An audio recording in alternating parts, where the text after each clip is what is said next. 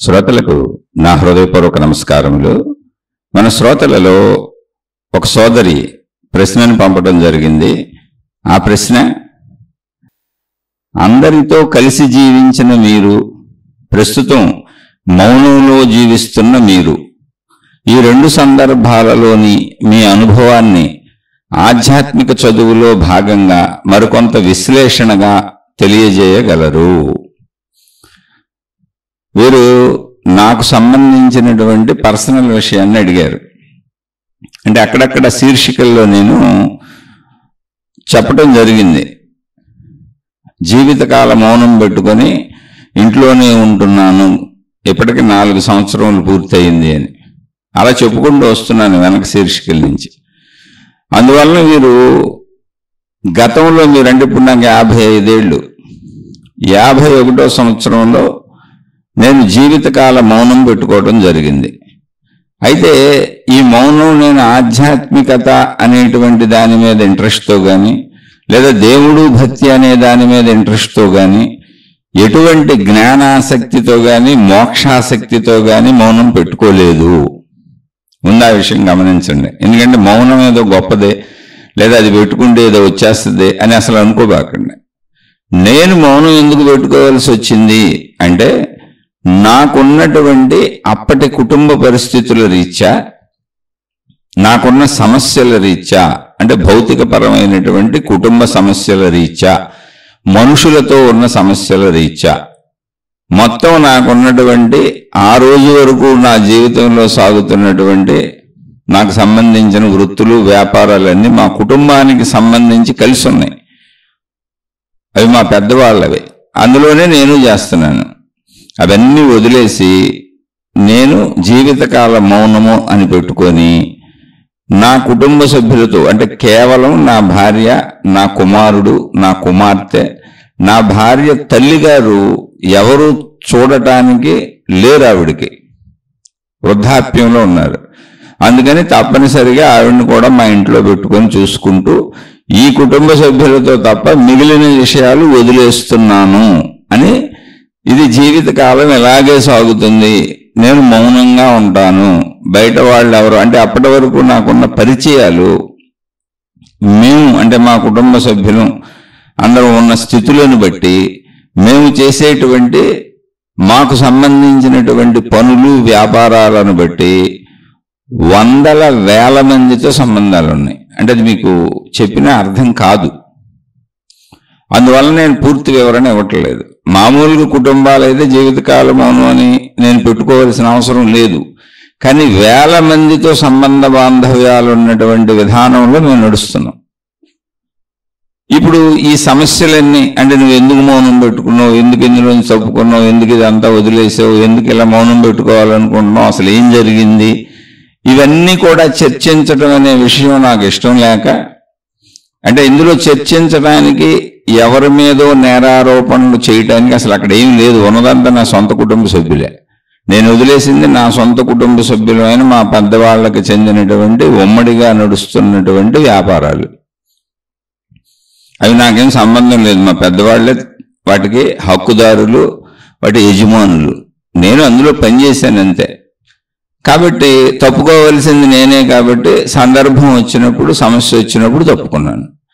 తప్పుకోవటం అనేది నాకు సంబంధించిన పర్సనల్ విషయం తప్ప ఎదుటి వాళ్ళ మీద నేరారోపణలు చేయడానికి అక్కడ ఏమీ లేవు. ఎందుకంటే అసలు నాకు అక్కడ హక్కులు లేవు.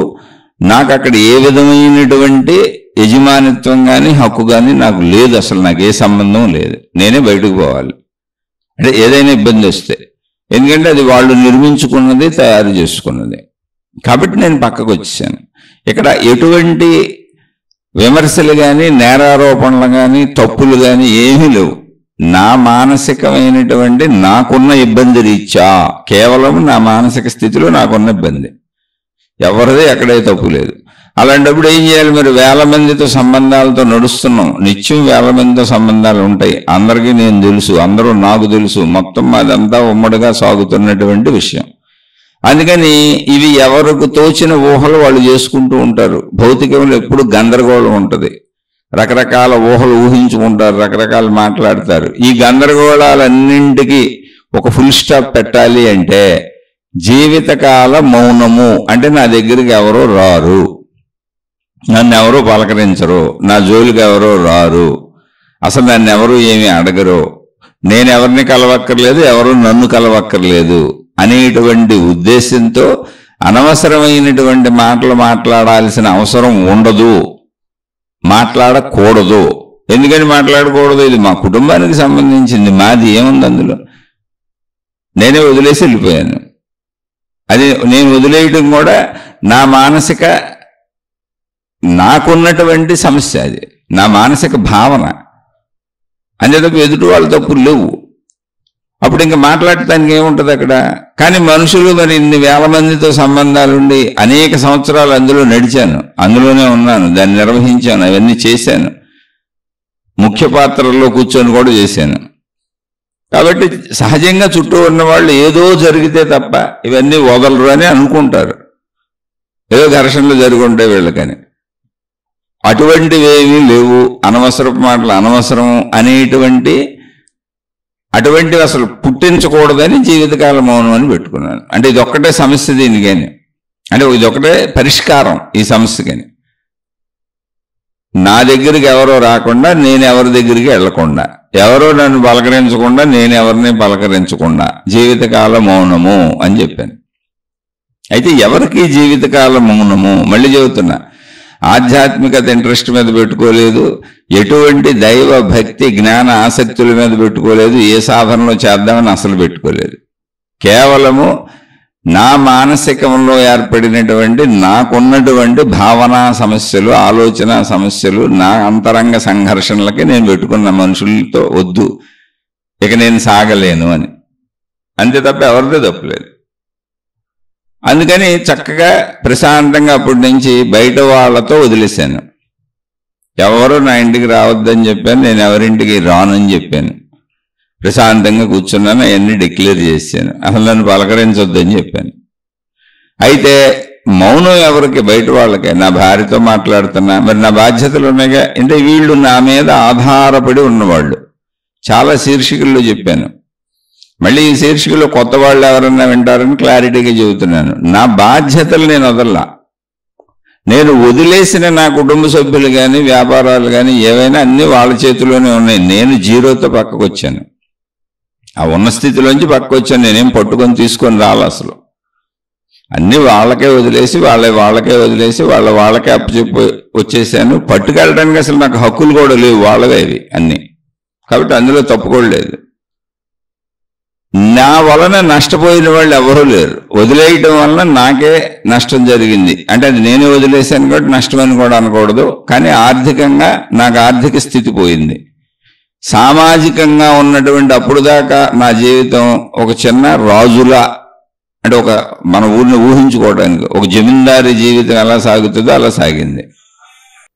అలా సాగుతున్న జీవితం ఇలా జీవితకాల మౌనము అని నేను పెట్టుకోవడం వలన ఇప్పుడు కేవలం ఆర్థికం పరిమితం అయిపోయింది. అంటే అంతకుముందు నేను సంపాదించుకున్నది, అంటే నేను కట్టుకున్న ఇల్లు ఉంది, కొంత ధనం కూడబెట్టుకున్నది ఉంది, దానితో భార్యాపిల్లలతో గడుపుతూ నా భార్యాపిల్లలతో అవసరమైనప్పుడు మాట్లాడుకుంటున్నాను.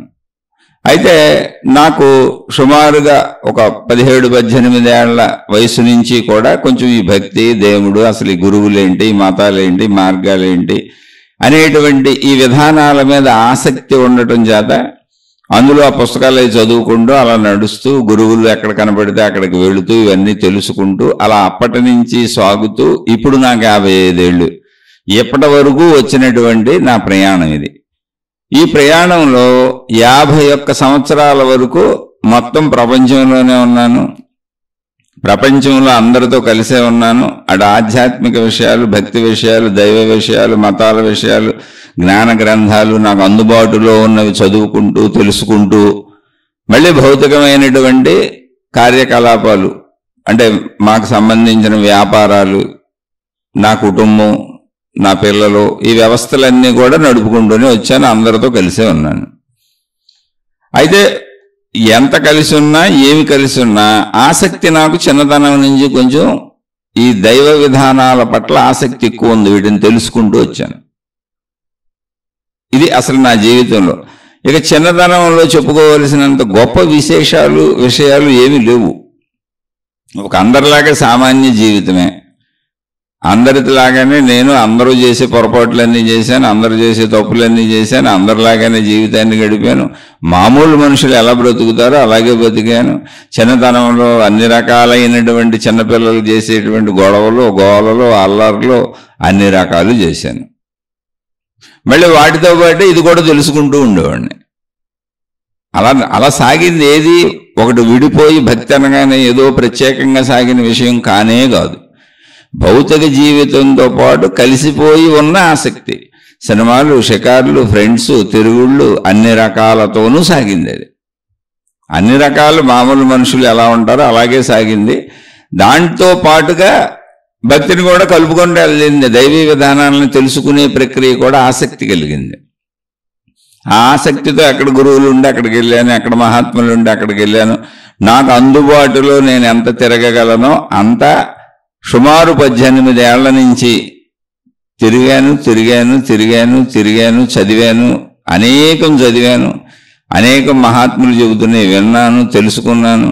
నాకు అందుబాటులో ఉన్నటువంటి మతాలు కూడా తెలుసుకున్నాను. అసలు ఈ మతాలు ఏంటి, ఇవేం చెబుతున్నాయని నేను తెలుసుకోగలిగినంత ఇతర మతాలు తెలుసుకున్నాను, ఉన్న మతాలు తెలుసుకున్నాను, అన్ని మతాలు తెలుసుకున్నాను, అన్ని గ్రంథాలు చదువుకుంటూ వచ్చాను. అందుబాటులో ఉన్న అందరినీ అనుసరించాను, చూశాను, వచ్చాను.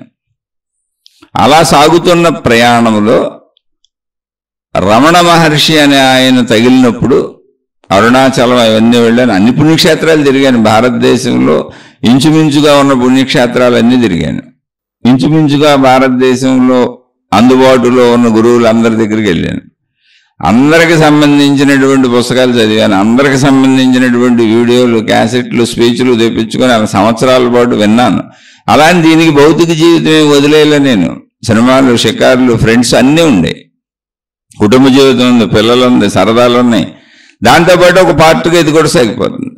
పుస్తకాలు చదవడం అలవాటు ఉన్నప్పుడు ఈ పుస్తకాలు చదివాను. ఏదైనా నేను కూర్చొని వినాలనుకున్నప్పుడు ఈ వీడియోలు విన్నాను, ఈ ఉపన్యాసాలు విన్నాను. అలానే మళ్ళీ మామూలు జీవితం జీవించేటప్పుడు వాళ్ళతో చక్కగా జీవించాను. అంటే రెండు నాకు ఈక్వలెంట్గా కలిసి వెళ్ళి దేన్ని వదిలేయాలి. అసలు వదిలేయాలని కూడా అనిపించలా. అది విషయం అక్కడ. ఇప్పుడు కూడా అలా లేదు. నా మనసు చక్కగా రెండు ఒకటే అనేటువంటి విధానంలో వెళ్తుంది. అంటే ఆధ్యాత్మికత వేరు, భౌతికం వేరు అనే విధానంలో అసలు నాకు మొదటి నుంచి వెళ్ళలేదు, ఇప్పుడు వెళ్దాం. శరీరపరమైనటువంటి ధర్మాలు శరీరానికి అన్ని జరుగుతూ వెళ్ళినాయి. మనోపరమైన విధానం మనసుకు అన్ని జరుగుతూ వెళ్ళినాయి. జ్ఞానపరంగా జ్ఞానంలో అన్ని తెలుసుకుంటూ వెళ్ళాను. అన్ని కలిసే ఉన్నాయి, అక్కడ విడివిడిగా లేవు. ఇది వదిలి దాన్ని, అది వదిలి దీన్ని అనేది అసలు నాకు తెలియదు. అందుకని చక్కగా కుటుంబ జీవితం సాగేది, ఆధ్యాత్మిక జీవితం అక్కడే సాగేది, జ్ఞానం అక్కడే సాగేది, అన్నీ అక్కడే సాగాయి. స్నేహితులు ఉండేవాళ్ళు, సినిమాలకు వెళ్ళేవాడిని, షికార్లకు వెళ్ళేవాడిని, అలానే దేవుడి విషయాలు తెలుసుకునేవాడిని, చదువుకునేవాడిని, అవి మాట్లాడుతూ ఉండేవాడిని. అటువంటి స్నేహితులు ఉండేవాళ్ళు. అటు ఆధ్యాత్మికత, ఇటు భౌతికతని రెండింటిని పంచుకునే స్నేహితులు ఉండేవాళ్ళు. అన్నీ అలాగే సాగినాయి. అలా సాగుతూ వచ్చిన ప్రయాణం 51 సంవత్సరాలు సాగింది. 51 సంవత్సరాలలో భౌతిక ఆధ్యాత్మికాల సమ్మేళనంతోనే సాగాను. చక్కగా కుటుంబ జీవితం అనుభవించాను, చక్కగా పెళ్లి చేసుకున్నాను. అన్ని రకాల ఆసక్తులు ఉన్నాయి. ఇప్పుడు 18 ఏళ్ల నుంచి ఆధ్యాత్మికత, భక్తి, దేవుళ్ళు, గురువులని తిరుగుతున్నా భౌతికమైనటువంటి విషయాలలో ఏదో ఆసక్తులు తగ్గిపోవడం, వైరాగ్యాలు వచ్చేయడం అటువంటి ఏం జరగలేదు. అసలు అదే అర్థమవుతుంది, ఇది అర్థమవుతుంది. అంటే ఆధ్యాత్మికత అనేది అంతరంగంలో అర్థమవుతుంది, జ్ఞానపరంగా మనసుకు అర్థమవుతున్న విషయం. శరీరపరంగా అవసరమైనవన్నీ ప్రపంచంలో చేసుకుంటూ వెళ్తున్నాం. శరీరం ఉందిగా, అది నిజమేగా. అందుకని ఇవి ఎక్కడ విడివిడి అని నాకు అనిపించాలి. అన్నీ ఒకటే, ఒకే విషయం. అది ఆ ఒకే విషయాన్ని ఎలా ఉపయోగించుకోవాలి అన్నప్పుడు చక్కగా ఉపయోగించుకున్నాను నేను. నాకు ఎప్పటికీ అలాగే అర్థమవుతుంది అది. మరి నాకు అలా ఎందుకు అర్థమైందో నాకు తెలియదు. భౌతిక సినిమాలు చూడటం తప్పనో, షికారులకు వెళ్ళడం తప్పనో, వివాహాలు తప్పనో, కుటుంబాలు వదిలేయాలనో, ఎక్కడికో వెళ్ళిపోయి ఏదో తెలుసుకోవాలనో అసలు అలా అనిపించాల. ఇందులో ఉంటేనే అన్నీ అర్థమవుతాయని అనిపించింది. జ్ఞానం రావాలంటే అన్నింటిలో ఉండాలి. నేను ఎక్కడ బాధపడుతున్నాను, నేను ఎక్కడ దుఃఖపడుతున్నాను, నేను ఎక్కడ కష్టపడుతున్నాను అన్నప్పుడు నా దుఃఖం, నా బాధ, నా కష్టం నాకు తెలుస్తాయి. వెంటనే ప్రశ్న, అసలు ఎందుకు బాధపడుతున్నాను, ఎందుకు కష్టపడుతున్నాను, ఎందుకు దుఃఖపడుతున్నాను అని ప్రశ్న వేసుకోమంటుంది ఆధ్యాత్మికం. ఇది భౌతికం. నేను దుఃఖపడుతున్నాను, నేను కష్టపడుతున్నాను, నేను బాధపడుతున్నాను, ఇది భౌతికం. ఇది నిజమే, శరీరంకి మనసుకి అనిపిస్తుంది. వెంటనే ఆధ్యాత్మికం ఏం చదువుతుంది, అక్కడ ప్రశ్న వేసుకో, ఎందుకు బాధపడుతున్నావు, ఎందుకు దుఃఖపడుతున్నావు, ఎందుకు కష్టపడుతున్నావు, ఎందుకు ఆ భావనలు వస్తున్నాయి నీకు అన్నప్పుడు ఆన్సర్ వస్తుంది. ఎందుకు అంటే నేను అనుకున్నట్టు జరగాలనుకుంటున్నాను, నేను కోరుకున్నట్టు జరగాలనుకుంటున్నాను, నాకు అనుకూలంగా జరగాలనుకుంటున్నాను, అలా నేను నాది నా వాళ్ళు బాగుండాలనుకుంటున్నాను, అలా బాగున్నప్పుడు సుఖం అంటున్నాను, బాగున్నప్పుడు దుఃఖం అంటున్నాను. నా ఆన్సర్లు నాకే వస్తున్నాయి. బ్రహ్మాండంగా అర్థమైంది. భౌతికంలో లేకపోతే, నేను వీటన్నిటికీ గురి కాకపోతే, ఈ సుఖ దుఃఖాల ఉయ్యాలాట ఊగకపోతే అసలు ఆధ్యాత్మికం చెప్పేది నాకెలా అర్థమవుతుంది? అర్థం అవ్వదుగా. ప్రాక్టికల్ నాలెడ్జ్ ఎలా తెలుస్తుంది అంటే, జీవితం అనేది శరీరంతో ఈ ప్రపంచంలో పంచేంద్రియాలతో జీవించటం అనేది, ఆ పంచేంద్రియ కోరికలు తీర్చుకుంటూ ఒక కుటుంబ వ్యవస్థలో జీవించటం అనేది, ఒక కుటుంబాన్ని ఏర్పరుచుకొని బంధాల మధ్య తల్లిదండ్రులు, అన్నదమ్ములు, అక్కచెల్లెళ్ళు, భార్య పిల్లలు, ఇటువంటి బంధాల మధ్య, అనుబంధాల మధ్య జీవించటం అనేది ల్యాబొరేటరీలో పరీక్ష చేయటం లాంటిది. నిజమైనటువంటి ఆచరణ అక్కడ ఉంటుంది. ఆ ఆచరణ ఎలా ఉంది అన్నప్పుడు నీకు కలిగే సుఖం ఏంటి, నీకు కలుగుతున్న దుఃఖం ఏంటి, ఇవన్నీ నీకు అనుభవానికి వస్తాయి. నువ్వు అవన్నీ చేయకుండా అనుభవాలు కట్ట వస్తాయి. సుఖ దుఃఖ అనుభవాలను పొందుతున్నప్పుడు అక్కడ ఆధ్యాత్మికత చెబుతుంది, సుఖం అని నీకు ఎందుకు అనిపిస్తుంది, ఇవన్నీ సుఖాలన్నీ నీకు ఎందుకు అనిపిస్తున్నాయి, ఇవన్నీ దుఃఖాలన్నీ నీకు ఎందుకు అనిపిస్తున్నాయి అంటే నాకు బాగా అర్థమైంది. అది 18 ఏళ్ళకి అర్థమైంది నాకు. అలా జీవించుకుంటూ ఇంకా తెలుసుకుంటూ ముందుకు వస్తానే ఉన్నా. అందుకే ఇంట్రెస్ట్ కూడా పెరిగింది. అంటే నేను నాకు అర్థం అవటం మొదలుపెట్టాను. ఇప్పుడు నన్ను ఎవరో సుఖపెడుతున్నారు, నన్ను ఎవరో దుఃఖపెడుతున్నారు అనే స్థాయి నుంచి అసలు నేనే సుఖపడుతున్నాను, నేనే దుఃఖపడుతున్నాను, ఇది నా మానసిక భావన. బయట ఎవరో నన్ను దుఃఖపెట్టేవాళ్ళు లేరు, సుఖపెట్టేవాళ్ళు లేరు. నేను తీసుకుంటున్న భావన, స్వీకరిస్తున్న భావన అని నాకు అర్థమైంది. ఆధ్యాత్మికత చెబుతుంది.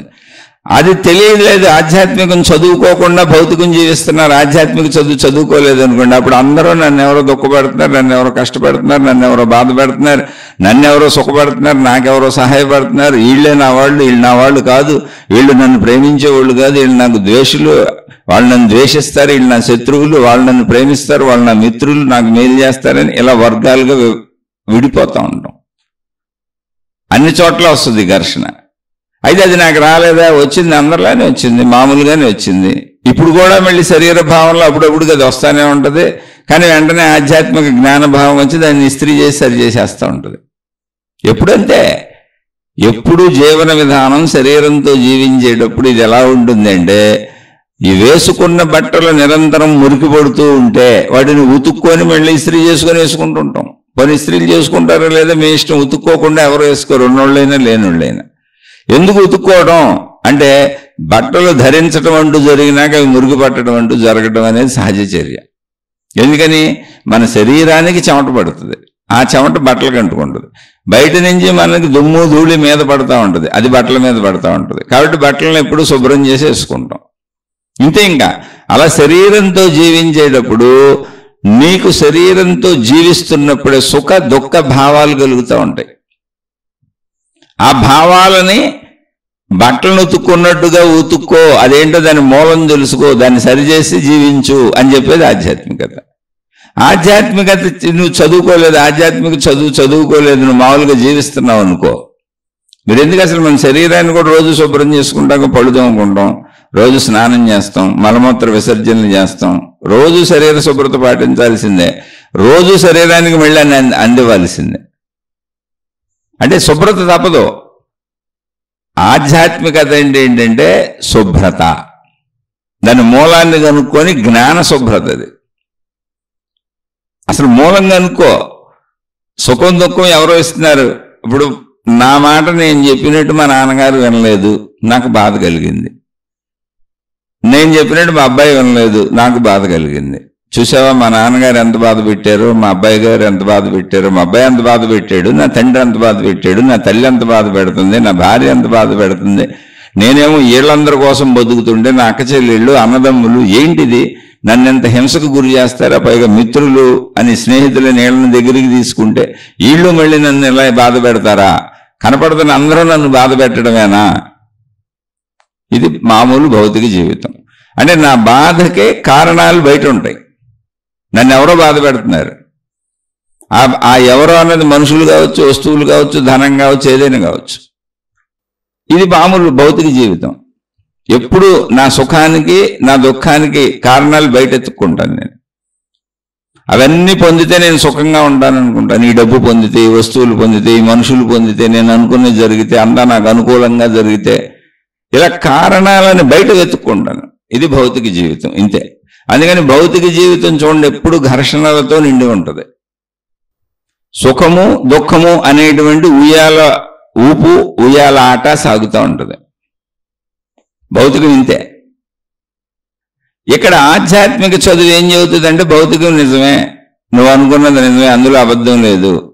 నువ్వు అనుకున్నట్టుగా మీ నాన్నగారు లేరు, నీకు సహకరించకపోవడం వల్ల నీకు బాధ కలిగింది.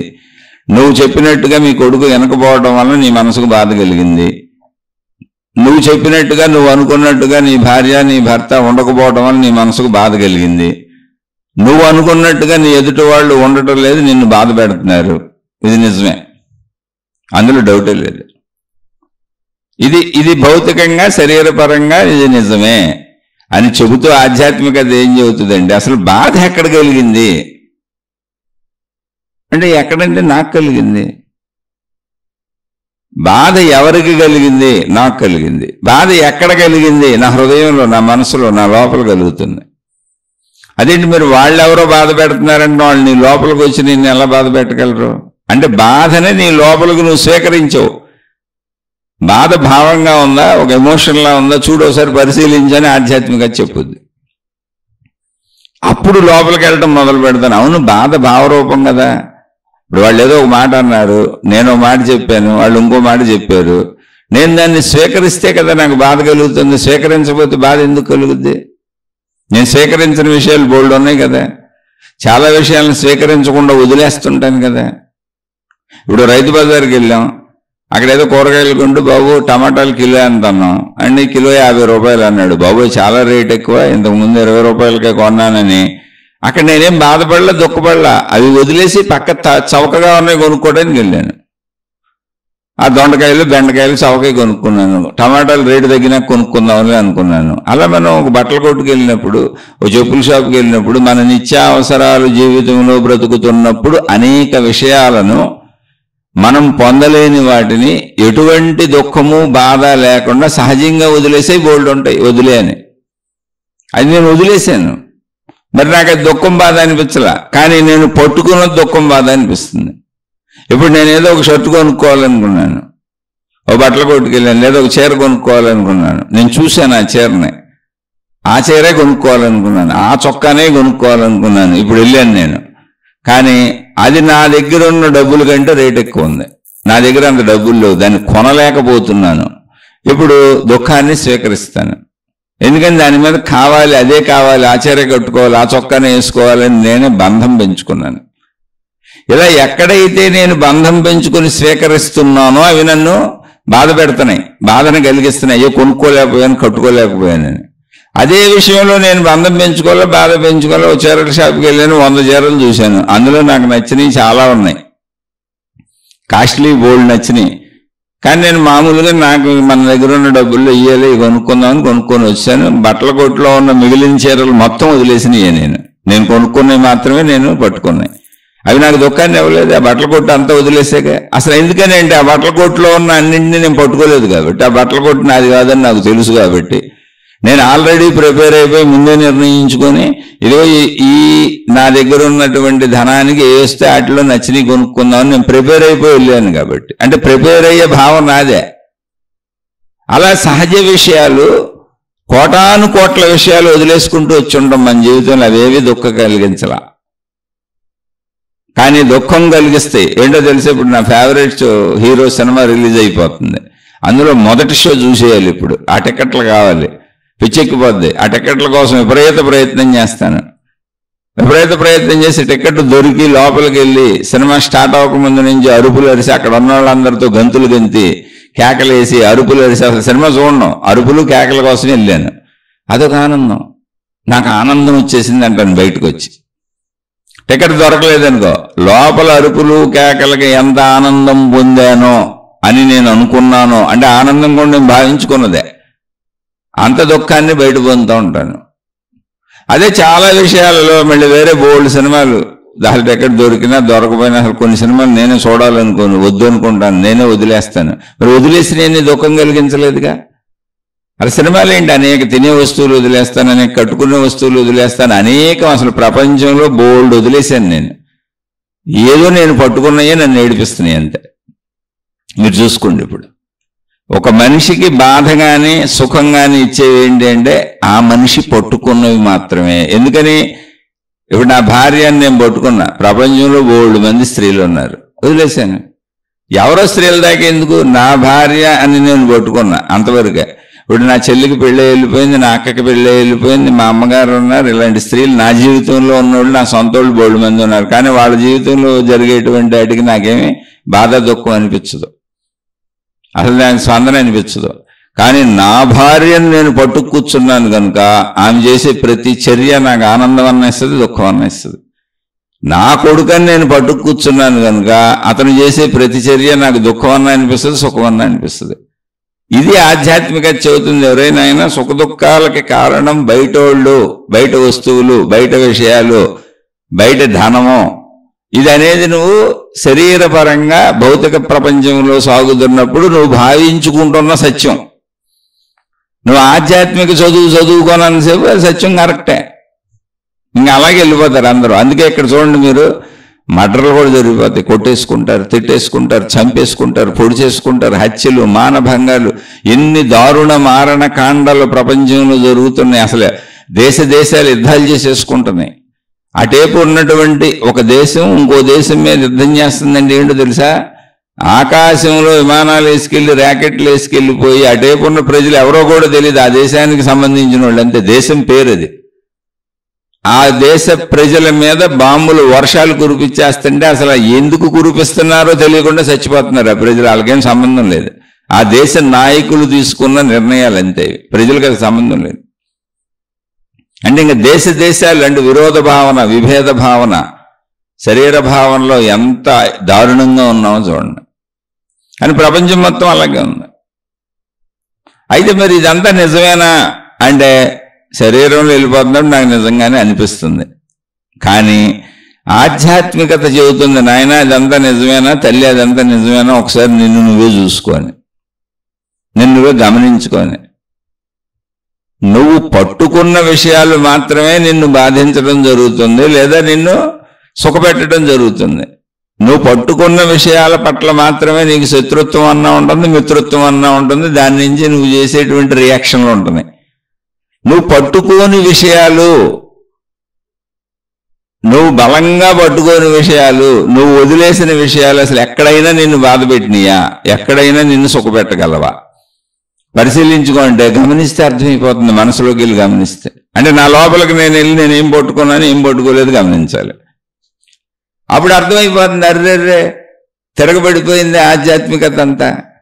ఇలా నాకు 18 సంవత్సరాల వయసు నుంచి అది అర్థమవుతూ వచ్చింది. కానీ ఆచరించటం అంటే ఆచరణలో మళ్ళీ శరీరంతోనే కదా, అర్థమవడం వేరు, ఆచరించడం వేరు. ఆచరణ దాకా రావాలి అంటే ఒక అర్థమైన విషయం. ఇప్పుడు ఒక పలక మీద మాస్టారు పిల్లవాడికి, మొట్టమొదటి స్కూల్కి వచ్చిన పిల్లవాడికి ఒక పలక మీద మాస్టారు ఆ అనే అక్షరం రాసి ఇచ్చారు, లేదా ఏ అనే ఇంగ్లీష్ అక్షరం రాసి ఇలా దిద్దాలి అన్నారు. ఈ అక్షరాన్ని దిద్దు అన్నారు. పిల్లవాడికి అసలు దిద్దటం వస్తుందా? అక్కడ ఉన్న అక్షరాన్ని పిల్లవాడు దిద్దగలడా? బిడ్డ ఎవరైనా దిద్దగలరా అంటే దిద్దలేరు. అప్పుడు ఏం చేస్తారు, అసలు బలపం ఎలా పట్టుకోవాలో బిడ్డకు తెలీదు, పలక ఎలా పట్టుకోవాలో బిడ్డకు తెలీదు. అందుకని ఆ బిడ్డను దగ్గర కూర్చోబెట్టుకొని పలకెలా పట్టుకోవాలని ఆ బిడ్డ చెయ్యి పట్టుకొని ఆ బిడ్డ చేత బలపాన్ని పట్టించి, ఇదిగో ఇలా బలపం పట్టుకోవాలని, ఇలా దిద్దాలి అని దిద్దిస్తూ ఉంటారు. అలా దిద్దగా దిద్దగా దిద్దగా అనేక అక్షరాలు అనేక వేల లక్షల సార్లు దిద్దగా దిద్దగా దిద్దగా తనంతట తాను అక్షరాలు రాసే స్థితికి బిడ్డొస్తాడు. దానికి లక్షల సార్లు లక్షల అక్షరాలు దిద్దాలి. రాస్తానే ఉంటారు. ఎన్ని ఏళ్ళు దిద్దుతారు, మళ్ళీ జరిపేస్తారు, మళ్ళీ రాస్తారు, మళ్ళీ జరిపేస్తారు, మళ్ళీ రాస్తారు. ఎన్ని ఆలో ఎప్పుడు వచ్చింది భాష మనకి? లక్షల సార్లు దిద్దితే. అయితే ఏ అనే అక్షరం ఆ అనే అక్షరం అక్కడ రాయిగానే కనపడలేదా? అర్థమైపోయిందిగా. అది చెప్పగానే ఇది ఆ ఇది ఏ అర్థమైపోయింది. కానీ దాన్ని రాయగలమా? కనీసం దాన్ని దిద్దగలమా అంటే దిద్దలేం. అలాగే ఆధ్యాత్మికత చెప్పిన విషయం ఊరికనే అర్థమైపోయినట్టు ఉంటుంది, కానీ శరీరంతో దాన్ని ఆచరించటం, దిద్దటం, దాన్ని సాధన చేయటం అంటారు. వేల లక్షల సార్లు సాధన చేస్తే కానీ అది రాదు. అందుకని ఆధ్యాత్మికత పరిశీలించుకో అన్నప్పుడు విషయం అర్థమవుతుంది, అరే నేనే పట్టుకున్నానని.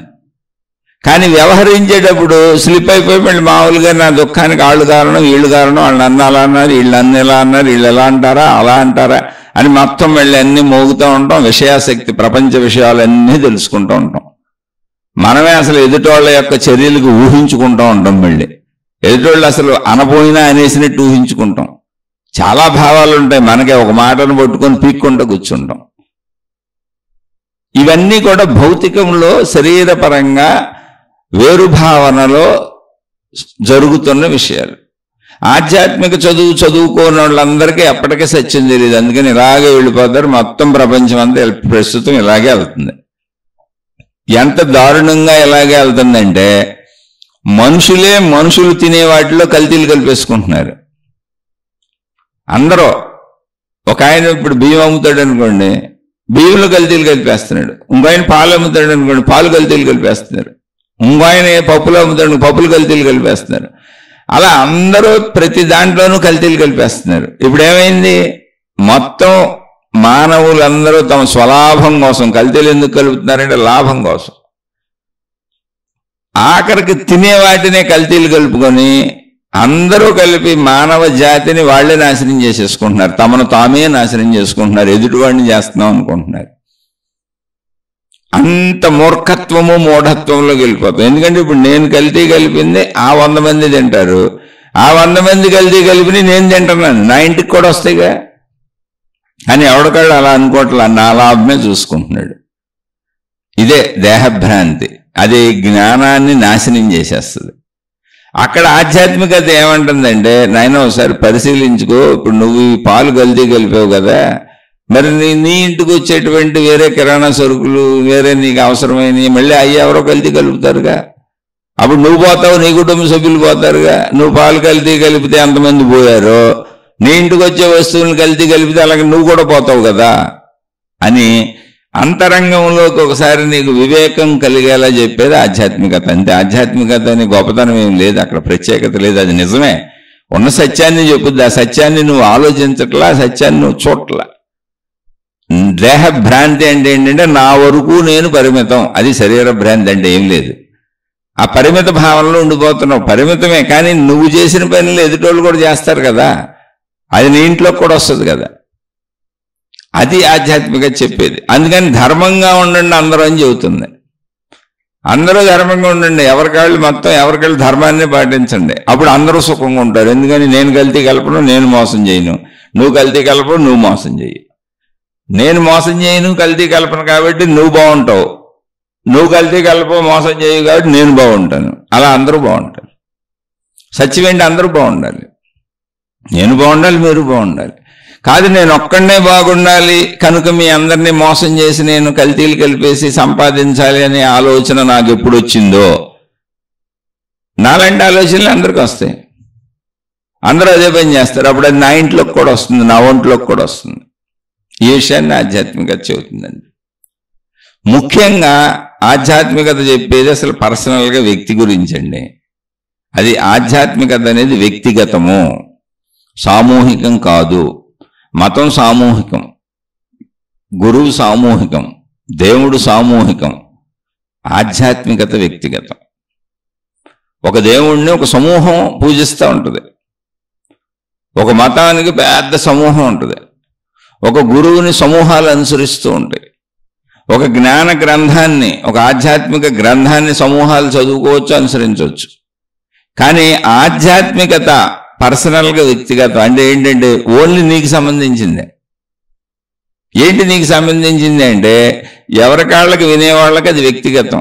ఎందుకని నువ్వే నిన్ను తెలుసుకోవాలి ఇక్కడ. ఎందుకని దుఃఖపడుతుంది నువ్వు, బాధపడుతుంది నువ్వు, సుఖపడుతుంది నువ్వు, ఆనందపడుతుంది నువ్వు, జీవిస్తుంది నువ్వు, మరణించేది నువ్వు, మొత్తం నువ్వే. ఇది చెబుతున్న సత్యమేది. అవును, జీవించేది నేను కదా, మరణించేది నేను కదా, నేను వాళ్ళెవరి గురించో వీళ్ళెవరి గురించో మొత్తం జీవితకాలం అంతా వృధా చేసి చచ్చిపోతున్నాను ఎందుకు అని నేను కదా ఆలోచించాలి. అది నేనెవరో నా సంగతి ఏంటో కదా నేను తెలుసుకోవాలి. నేనెందుకు వాళ్ళెవరి గురించో దుఃఖపడుతున్నాను, నేనెందుకు వాళ్ళెవరో నాకు దుఃఖాలు ఇచ్చారు కష్టాలు ఇచ్చారని శత్రుత్వాలు పెంచుకుంటున్నాను, మళ్ళీ ఆ శత్రుత్వాలతో జీవితం అంతా గడిపేసి చచ్చిపోతున్నాను. మళ్ళీ నేనెందుకు ఈ మిత్రత్వాలు వాళ్ళెవరో నాకు మేలు చేశారు వీళ్ళెవరో మేలు చేశారు నాకు సుఖాన్ని కలిగించారని వాళ్ళని బొట్టుకు ఏలాడుతూ అలా ఏలాడుతూ బంధాలు ఏర్పరుచుకొని మళ్ళీ ఆ బంధాలన్నీ ఏదైనా ఇబ్బందులకు లోనవుతాయి. అయ్యో నాకు సుఖాలు అందించిన నా బంధాలన్నీ ఇబ్బందులకు లేనని అని మళ్ళీ నేను దుఃఖపడిపోతూ నేను బాగుండాలి, నా బంధాలు బాగుండాలి, నాకు అనుకూలంగా ఉన్నవన్నీ బాగుండాలి, నా సంపదలు బాగుండాలి, ఇవన్నీ బాగుండాలని ఇవి ఎక్కడ పోతాయో అని భయంతో అభద్రతతో జీవితకాలం బతికి చచ్చిపోతున్నాను. ఎంతసేపు నేను చావుకి వెళ్తున్నాను గ్యారంటీ, కానీ ఇట్లా వెళ్తున్నాను. సుఖాలతో వెళ్తున్నాను, దుఃఖాలతో వెళ్తున్నాను, శత్రుత్వాలతో వెళ్తున్నాను, భయాలతో వెళ్తున్నాను, కానీ నన్ను నేను తెలుసుకుంటూ మాత్రమే వెళ్ళట్లా. ఆధ్యాత్మికత ఏమంటుందంటే నాయన సుఖాలు భయాలు దుఃఖాలు ఇవన్నీ రైటేను, పుట్టింది నువ్వు, చచ్చేది నువ్వు, బతుకుతుంది నువ్వు, సుఖం నీకు దుఃఖం నీకు భయం నీకు కదా. అసలు నువ్వేంటో తెలుసుకోవయ్యా బాబు. ఆ సుఖం ఎందుకు కలుగుతుంది, ఆ దుఃఖం ఎందుకు కలుగుతుంది, ఆ భయం ఎందుకు కలుగుతుంది, కారణం ఏంటి తెలుసుకో. సరే పరిశీలించి నీలోనే ఉంది. తెలుసుకోవడానికి నువ్వేమి సూర్యుడి మీదకో చంద్రుడి మీదకో అంగారకుడి మీదకో ఆకాశంలోకో అంతరిక్ష ప్రయాణాలు చేయక్కల్లా, సూక్ష్మలోక యానాలు చేయక్కల్లా, తపస్సులు చేసి ఏ దేవుణ్ణి ప్రత్యక్షం చేసుకోక్కర్లా. నువ్వు ఎక్కడో తపస్సులు చేసేసి ఏ దేవుణ్ణో ఆ జ్ఞాన గ్రంథం ఎక్కడుంది చెప్పండి, ఆత్మజ్ఞాన గ్రంథం ఎక్కడుంది కొంచెం నాకు అది ఇవ్వండి అని అడగక్కర్లా. నువ్వేది, నువ్వు చదవవలసిన పుస్తకం నువ్వే. నిన్ను సరిగ్గా చదివితే చాలు, నువ్వు సరిగ్గా తెలుసుకుంటే చాలు, నిన్ను సరిగ్గా అర్థం చేసుకుంటే చాలు. ఇదే ఆధ్యాత్మికత చెప్పింది. ఆవిడ దుఃఖమూలం ఏంటి అంటే మహాత్ముడైన బుద్ధుడు తనలో తాను తపస్సు చేసుకుంటూ కూర్చున్నాడు. ఆయన మొత్తం ప్రపంచాన్ని వదిలేసి వచ్చేసాడు ఆయన. ఎందుకంటే సత్యం ఏంటి తెలియట్లా, కానీ ఇది సత్యము ఇలా ప్రపంచాన్ని వదిలేయండి అని ఆయన ఎప్పుడు చెప్పలా. మళ్ళీ జాగ్రత్తగా బుద్ధుడు చేశాడు మనం వదిలేసి వెళ్ళిపోవచ్చు అనుకోబాకండి. వదిలేసి వెళ్తే కుదరదు. బుద్ధుడు వదిలేసి వెళ్ళడానికి ముందు ఆయన కుటుంబ జీవితం గడిపాడు. ఆయన ఒక రోజు తల్లిదండ్రులతో గడిపాడు, ఉన్న కుటుంబ సభ్యులందరితో గడిపాడు, వివాహం చేసుకున్నాడు, భార్యతో గడిపాడు, శారీరక కోరికలు ఏంటో తెలుసు. ఒక పిల్లోడిని కన్నాడు, ఆ పిల్లోడిని పెంచాడు. కొంత పిల్లోడు పెరిగే వరకు కూడా ఇంట్లోనే ఉన్నాడు. అంటే పిల్లల పెంపకం కూడా తెలుసు. ఆయనకి తెలియదు ఏం లేదు. కాకపోతే ఏదో ఆసక్తి కలిగి వెళ్ళిపోయాడు ఆయన సత్యం తెలుసుకుందాం. ఆయన అలా వెళ్ళిపోయి సత్యం తెలుసుకొని తిరిగి వచ్చిన తర్వాత మళ్ళీ తన రాజ్యానికి తిరిగి వచ్చాడు, తన తల్లిదండ్రుల దగ్గరికి తిరిగి వచ్చాడు, అందరినీ కలిశాడు. వాళ్ళందరూ ఈయనతో కలిసి ఉన్నారు, ఈయన వాళ్ళతో కలిసి ఉన్నాడు, ఎవరేమి విడిపోయి లేరు. కానీ అలా వచ్చినప్పుడు భార్య అడిగింది ఆయన్ని, ఏమండి ఇలా భార్యా పిల్లల్ని వదిలిపెట్టి నడిరాత్రి లేచి వెళ్ళిపోయారు కదా చెప్పబెట్టకుండా, ఇదంతా ధర్మమేనా, మీరు చేసిన ధర్మమేనా? ఒకవేళ మీరు ఆ సత్యాన్ని ఏదో తెలుసుకోవాలి అనుకుంటే అది మీరు ఇంట్లో కూర్చొని ఇక్కడే ఉండి ఈ కుటుంబ జీవితం గడుపుతూ మీరు తెలుసుకోవచ్చు కదా, ఇక్కడే ప్రయత్నించవచ్చు కదా, మేము వద్దంటామా అని అడిగింది. ఆయన పాపం ఒప్పుకున్నారు. ఏమైనా తెలుసా, ఆ విషయం నాకు అప్పుడు తెలియదు అని. అలా చేయొచ్చు, కానీ అలా చేయొచ్చు అన్న విషయం నాకు అప్పుడు తెలియదు అని. అందుకే ఆయన తర్వాత కాలంలో తన భక్తులైనటువంటి వాళ్ళల్లో కుటుంబ సభ్యులుగా ఉన్న వాళ్ళందరూ జీవితం ఎలా గడపాలో చక్కగా చెప్పాడు ఆయన. మధ్య మార్గం అని మొత్తం ఒక అష్టాంగ మార్గాన్ని, పతంజలి చెప్పినటువంటి అష్టాంగ మార్గాన్ని మధ్య మార్గంగా రూపొందించి ప్రజల దాన్ని ఆచరించడానికి వీలుగా కుటుంబ జీవితం గడిపే వాళ్ళకి చెప్పారు ఆయన. బుద్ధుడి దాంట్లోనే అష్టాంగ మార్గం ఉంటుంది. అది అష్టాంగ మార్గం అనేది అంటే 8 విధాలుగా జీవించేది, అంటే అంతకు మించి ఏం లేదు. ఈ అష్టాంగ మార్గం బుద్ధుడి కంటే ముందు పతంజలి మహర్షి చెప్పింది అది. దాన్ని కొంచెం మోడిఫై చేశారు ఆయన. అలా ఎప్పుడు రాబోయే కాలాల్లో దాన్ని మోడిఫై చేస్తారంటే ఇప్పుడు వాళ్ళు ఆచరించడానికి అనువుగా చెబుతారు. ఎందుకని వెనకటి కాలంలో కాల మార్పులు జరిగిపోతున్నాయి, భౌగోళిక పరిస్థితులు మారిపోతున్నాయి, నాగరికత మారిపోతుందిగా, మనుషుల యొక్క వృత్తి వ్యాపార ఉద్యోగాలు, జీవన శైలి, అనుభవించే వస్తువులు ఇవన్నీ మారిపోతున్నాయిగా. ఇప్పుడు వాటికి తగ్గట్టుగా అన్వయించి చెబుతారన్నమాట కొత్తగా వచ్చేటువంటి మహాత్ములు, మహనీయులు. దేన్ని? ఆ పాతదాన్నే. మూలం పాతదే, మూల సత్యం ఒకటే, మూల ఆధ్యాత్మికత ఒకటే. కానీ దాన్ని ఎప్పటి జీవనకాల పరిస్థితులకు అన్వయించి ఎప్పటి ఉపమానాలతో, అంటే ఎప్పటి పోలికలతో, ఇప్పుడు ఉదాహరణతో ఇప్పుడు ఎలా జీవించవచ్చో చెబుతారు. అంటే అంతకు మించి ఏమీ లేదండి. అంటే మరి బుద్ధుడు వెళ్ళిపోయాడు కదా అని ఇంట్లోంచి వెళ్ళిపోవాలనుకుంటారేమో అని చెబుతున్నా. అసలు అలా చేస్తే అది వచ్చేదే కాదు. అక్కడికి బుద్ధుడు జీవితం గడిపేశాడు, అది కూడా చెబుతున్నాను నేను. ఆయనకి సంసార జీవితం కూడా తెలుసు, పంచేంద్రియ సుఖాలు అన్నీ తెలుసు, పిల్లల్ని కనటం తెలుసు, పిల్లల్ని పెంచడం కూడా తెలుసు, ఇవన్నీ తెలుసు. అలా ఆయన వచ్చి ఆయన తెలుసుకోవటానికంటే ప్రయత్నించి తెలుసుకోవడానికి అన్నీ వదిలేసినాక ప్రయత్నించి తెలుసుకోవటానికే ఆయనకి 11 ఏళ్ల నుంచి 14 ఏళ్ళు పైన పెట్టింది. ఏంటి? ఒక స్థితి రావటానికి. అలా అని జీవితం ఉన్నంతకాలం తెలుసుకోవటమే ఉంటుంది, సాధన చేస్తూనే ఉండాల్సిందే. అది ఆయన చేస్తూనే ఉన్నారు, అలాగే ఉన్నారు. ఆయన తనకు తెలిసిన సత్యాన్ని ఆచరించుకుంటూ శరీరాన్ని అదుపులో, మనసును అదుపులో ఉంచుకోండి అని చెబుతూ ఉన్నారు. ఎవరైనా శరీరం ఉన్నంతకాలం అలా ఉండాల్సిందే. ఆయన చెప్పిన సూత్రం ఏంటంటే, ఆయనకు అర్థమైంది ఏంటంటే, కోరికలే దుఃఖములకు మూలము. ఇది అసలు. ఇప్పుడు నన్ను దుఃఖపెట్టింది మా నాన్న, నన్ను దుఃఖపెట్టింది మా అబ్బాయి, నన్ను దుఃఖపెట్టింది మా ఆవిడ, నన్ను దుఃఖపెట్టింది ఎదురింటోడు, పక్కింటోడు, ఆడు ఈడు, ఎవరో సంథింగ్, ఎవరో. నా బాధకు కారణం వాళ్ళు, నా కష్టానికి కారణం వాళ్ళు, నా దుఃఖానికి కారణం వాళ్ళు, నేను అభివృద్ధి చెందకపోవడానికి కారణం వాళ్ళు, నా నాశనానికి కారణం వాళ్ళు. ఇది మామూలు భౌతిక జీవితం. వీళ్ళ వల్ల ఇలా అయిపోయాను నేను, వీళ్ళు నాకు ఇలా అడ్డం పడిపోయారు, ఇలా చేసేస్తున్నారు, ఇలా బాధ పెట్టేస్తున్నారు. కానీ ఇదే విషయాల ప్రపంచంలోంచి వెళ్ళి కూర్చున్న బుద్ధుడికి ఏమర్థమైందంటే, కూర్చోగా ఏమర్థమైంది? ఆయన కూడా ఆధ్యాత్మికంగా ఊరికనే కూర్చున్నారనుకోబాకండి. అసలు ఆయనకి వెళ్ళాలని అనిపించడానికి ముందు ఎంత ఆధ్యాత్మికతను తెలుసుకొని, ఎంత జ్ఞానాన్ని తెలుసుకొని, ఎంత ఘర్షణ వచ్చి ఉంటే దాన్ని తెలుసుకుందామని ఇల్లు వదిలిపెట్టి వెళ్ళిపోయి ఉంటారు. అంటే ఆయనకి చిన్నతనం నుంచి ఆసక్తి ఉండాలి. ఈ ప్రపంచం అంతేంటి, ఈ సృష్టి అంతేంటి, ఈ మనుషులు ఏంటి, చావు పుట్టుకలు ఏంటి, అసలు ఎందుకు జరుగుతుంది అనే ఆసక్తి పెరిగిపోతూనే జీవితం జీవించుకుంటూ వస్తున్నారు. అలా వెళ్ళిపోయిన తర్వాత కూడా ఆయన ఇంట్లోంచి వెళ్ళిపోయిన తర్వాత అప్పటి కాలంలో ఈ మోక్షమని, ఆత్మజ్ఞానమని, లేదా దైవత్వం అని అనేక మఠాలు పెట్టుకొని, పీఠాలు పెట్టుకొని, ఆశ్రమాలు పెట్టుకొని గురువులని చలామణి అవుతూ ఈ భక్తి మార్గాలను, దైవ మార్గాలను ప్రచారం చేస్తున్నటువంటి అనేక మంది గురువుల దగ్గరికి వెళ్ళి శిష్యర్కం చేశారు. ఆయన, అయ్యా నాకు ఆ సత్యం ఏంటో తెలిసేలా చెప్పండి, నేను మీరు చెప్పినవన్నీ ఆచరిస్తాను, చేస్తాను అని. కానీ ఎవరో ఆయనకి చెప్పలేకపోయారు. అంటే చెబుతున్నారు కానీ సత్యాన్ని ఆవిష్కరించట్లేదు, జ్ఞానోదయం అవట్లేదు, మోక్షం అవట్లేదు, యాంత్రిక క్రియలు చెబుతున్నారు. ఈ దేవుణ్ణి పూజించుకో, ఈ దేవతను పూజించుకో, ఇది మంత్రాన్ని పట్టుకొని ఇలా చేసుకుంటే వెళ్ళి, తంత్రాన్ని ఇలా చేసుకుంటే వెళ్ళి, ఇది చెబుతున్నారు. అవన్నీ చేశారు. ఆయన చేసి తిరిగి ఆయన ప్రశ్నిస్తున్నారు అనేక సంవత్సరాలు చేసి, అయ్యా ఇది మరి ఏంటి, ఇక్కడ నాకేం మోక్షం కలగట్లేదు, మీకు ఇలాగే ఉందా? ఆ పీఠాధిపతులు, మఠాధిపతులు, గురువులు, అధిపతులు అని దాన్ని చెబుతున్న వాళ్ళని అడిగాడు, మీకు కూడా ఇంతే తెలుసా, ఇదే భావన ఉందండి. అవును, మేము ఏ చేసుకుంటా ఉన్నాం, మాకు ఇదే భావన ఉంది. అబ్బే ఇది జ్ఞానోదయం కాదు, మీరు ఒక విధానాన్ని పట్టుకొని ఇదే సత్యమని మీరు నమ్ముతూ అందరినీ నమ్మిస్తూ వెళ్తున్నారు తప్ప ఇది జ్ఞానోదయం కాదు, ఇది మోక్షం కాదు అని చెప్పి ఆయన అలా మారుతూ ఇంకో గురువు దగ్గరికి వెళ్ళి, అన్ని చోట్ల అలాగే ఉంది. కొన్ని చోట్ల అయితే ఏనిలో ఉన్నటువంటి జ్ఞానాశ, అంటే జ్ఞాన ఆసక్తి, జిజ్ఞాసను చూసి కొంతమంది మహాత్ములు, గురువులు, అయ్యా మేము వృద్ధాప్యంలోకి వచ్చేస్తున్నాం, ఎలా అయినా మా తర్వాత ఈ మఠాలు, ఈ పీఠాలు ఎవరో ఒకరు చూడాలి, నువ్వు చాలా జిజ్ఞాసగా ఆసక్తిగా ఉన్నావు, మా మఠాలు, పీఠాలు మా తర్వాత వారసుడుగా నిన్ను ప్రకటించి నీకు అప్పగిచ్చేస్తాం, ఇది తీసుకో, ఈ శిష్యుల్ని నడుపుకో, ఇలా సాగించని చెప్పారు. వాళ్ళకి బోల్డ్ మంది శిష్యులు ఉన్నారు, బోల్డ్ మంది గురువులు ఉన్నారు. ఆయన చిరునవ్వు నవ్వారు.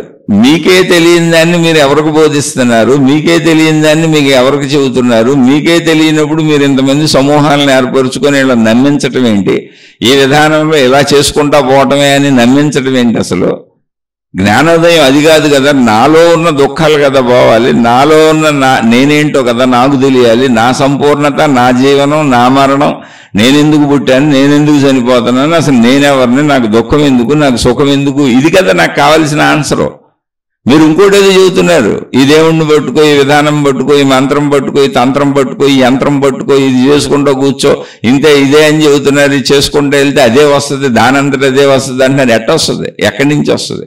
సంవత్సరాలు చేసినాక ప్రశ్నించారు. అలానే వాళ్ళతో విరోధం పెట్టుకోవాలా. సర్లే, వాళ్ళకి తెలియదు, వాళ్ళకే అర్థం కాదు, ఇంక ఇదంతా మనకెందుకని వెళ్ళిపోయి వీలున్నంత అప్పుడున్న విధానాలన్నీ చూసి వాటి నుంచి ఆల్రెడీ చేసిన సారం ఉంటుందిగా ఆయన దగ్గర. ఇలా కాదు, ఇలా అయితే ఇది తెలియదు, ఎందుకంటే ఇలాగే జీవిస్తున్న వీళ్ళకి తెలియబడలేదు కనుక నా అంతటా నేనే స్వీయ ప్రయత్నం చేసుకోవాలి అని అనిపించింది. ఎందుకని ఆల్రెడీ ఆయనకు అర్థమైంది, ఆల్రెడీ కొంత తెలిసింది. అందుకని తనలోకి తాను వెళితే ఈ విషయం అర్థమవుద్దని ఆయన ఏకాంత ప్రదేశానికి వెళ్ళిపోయారు.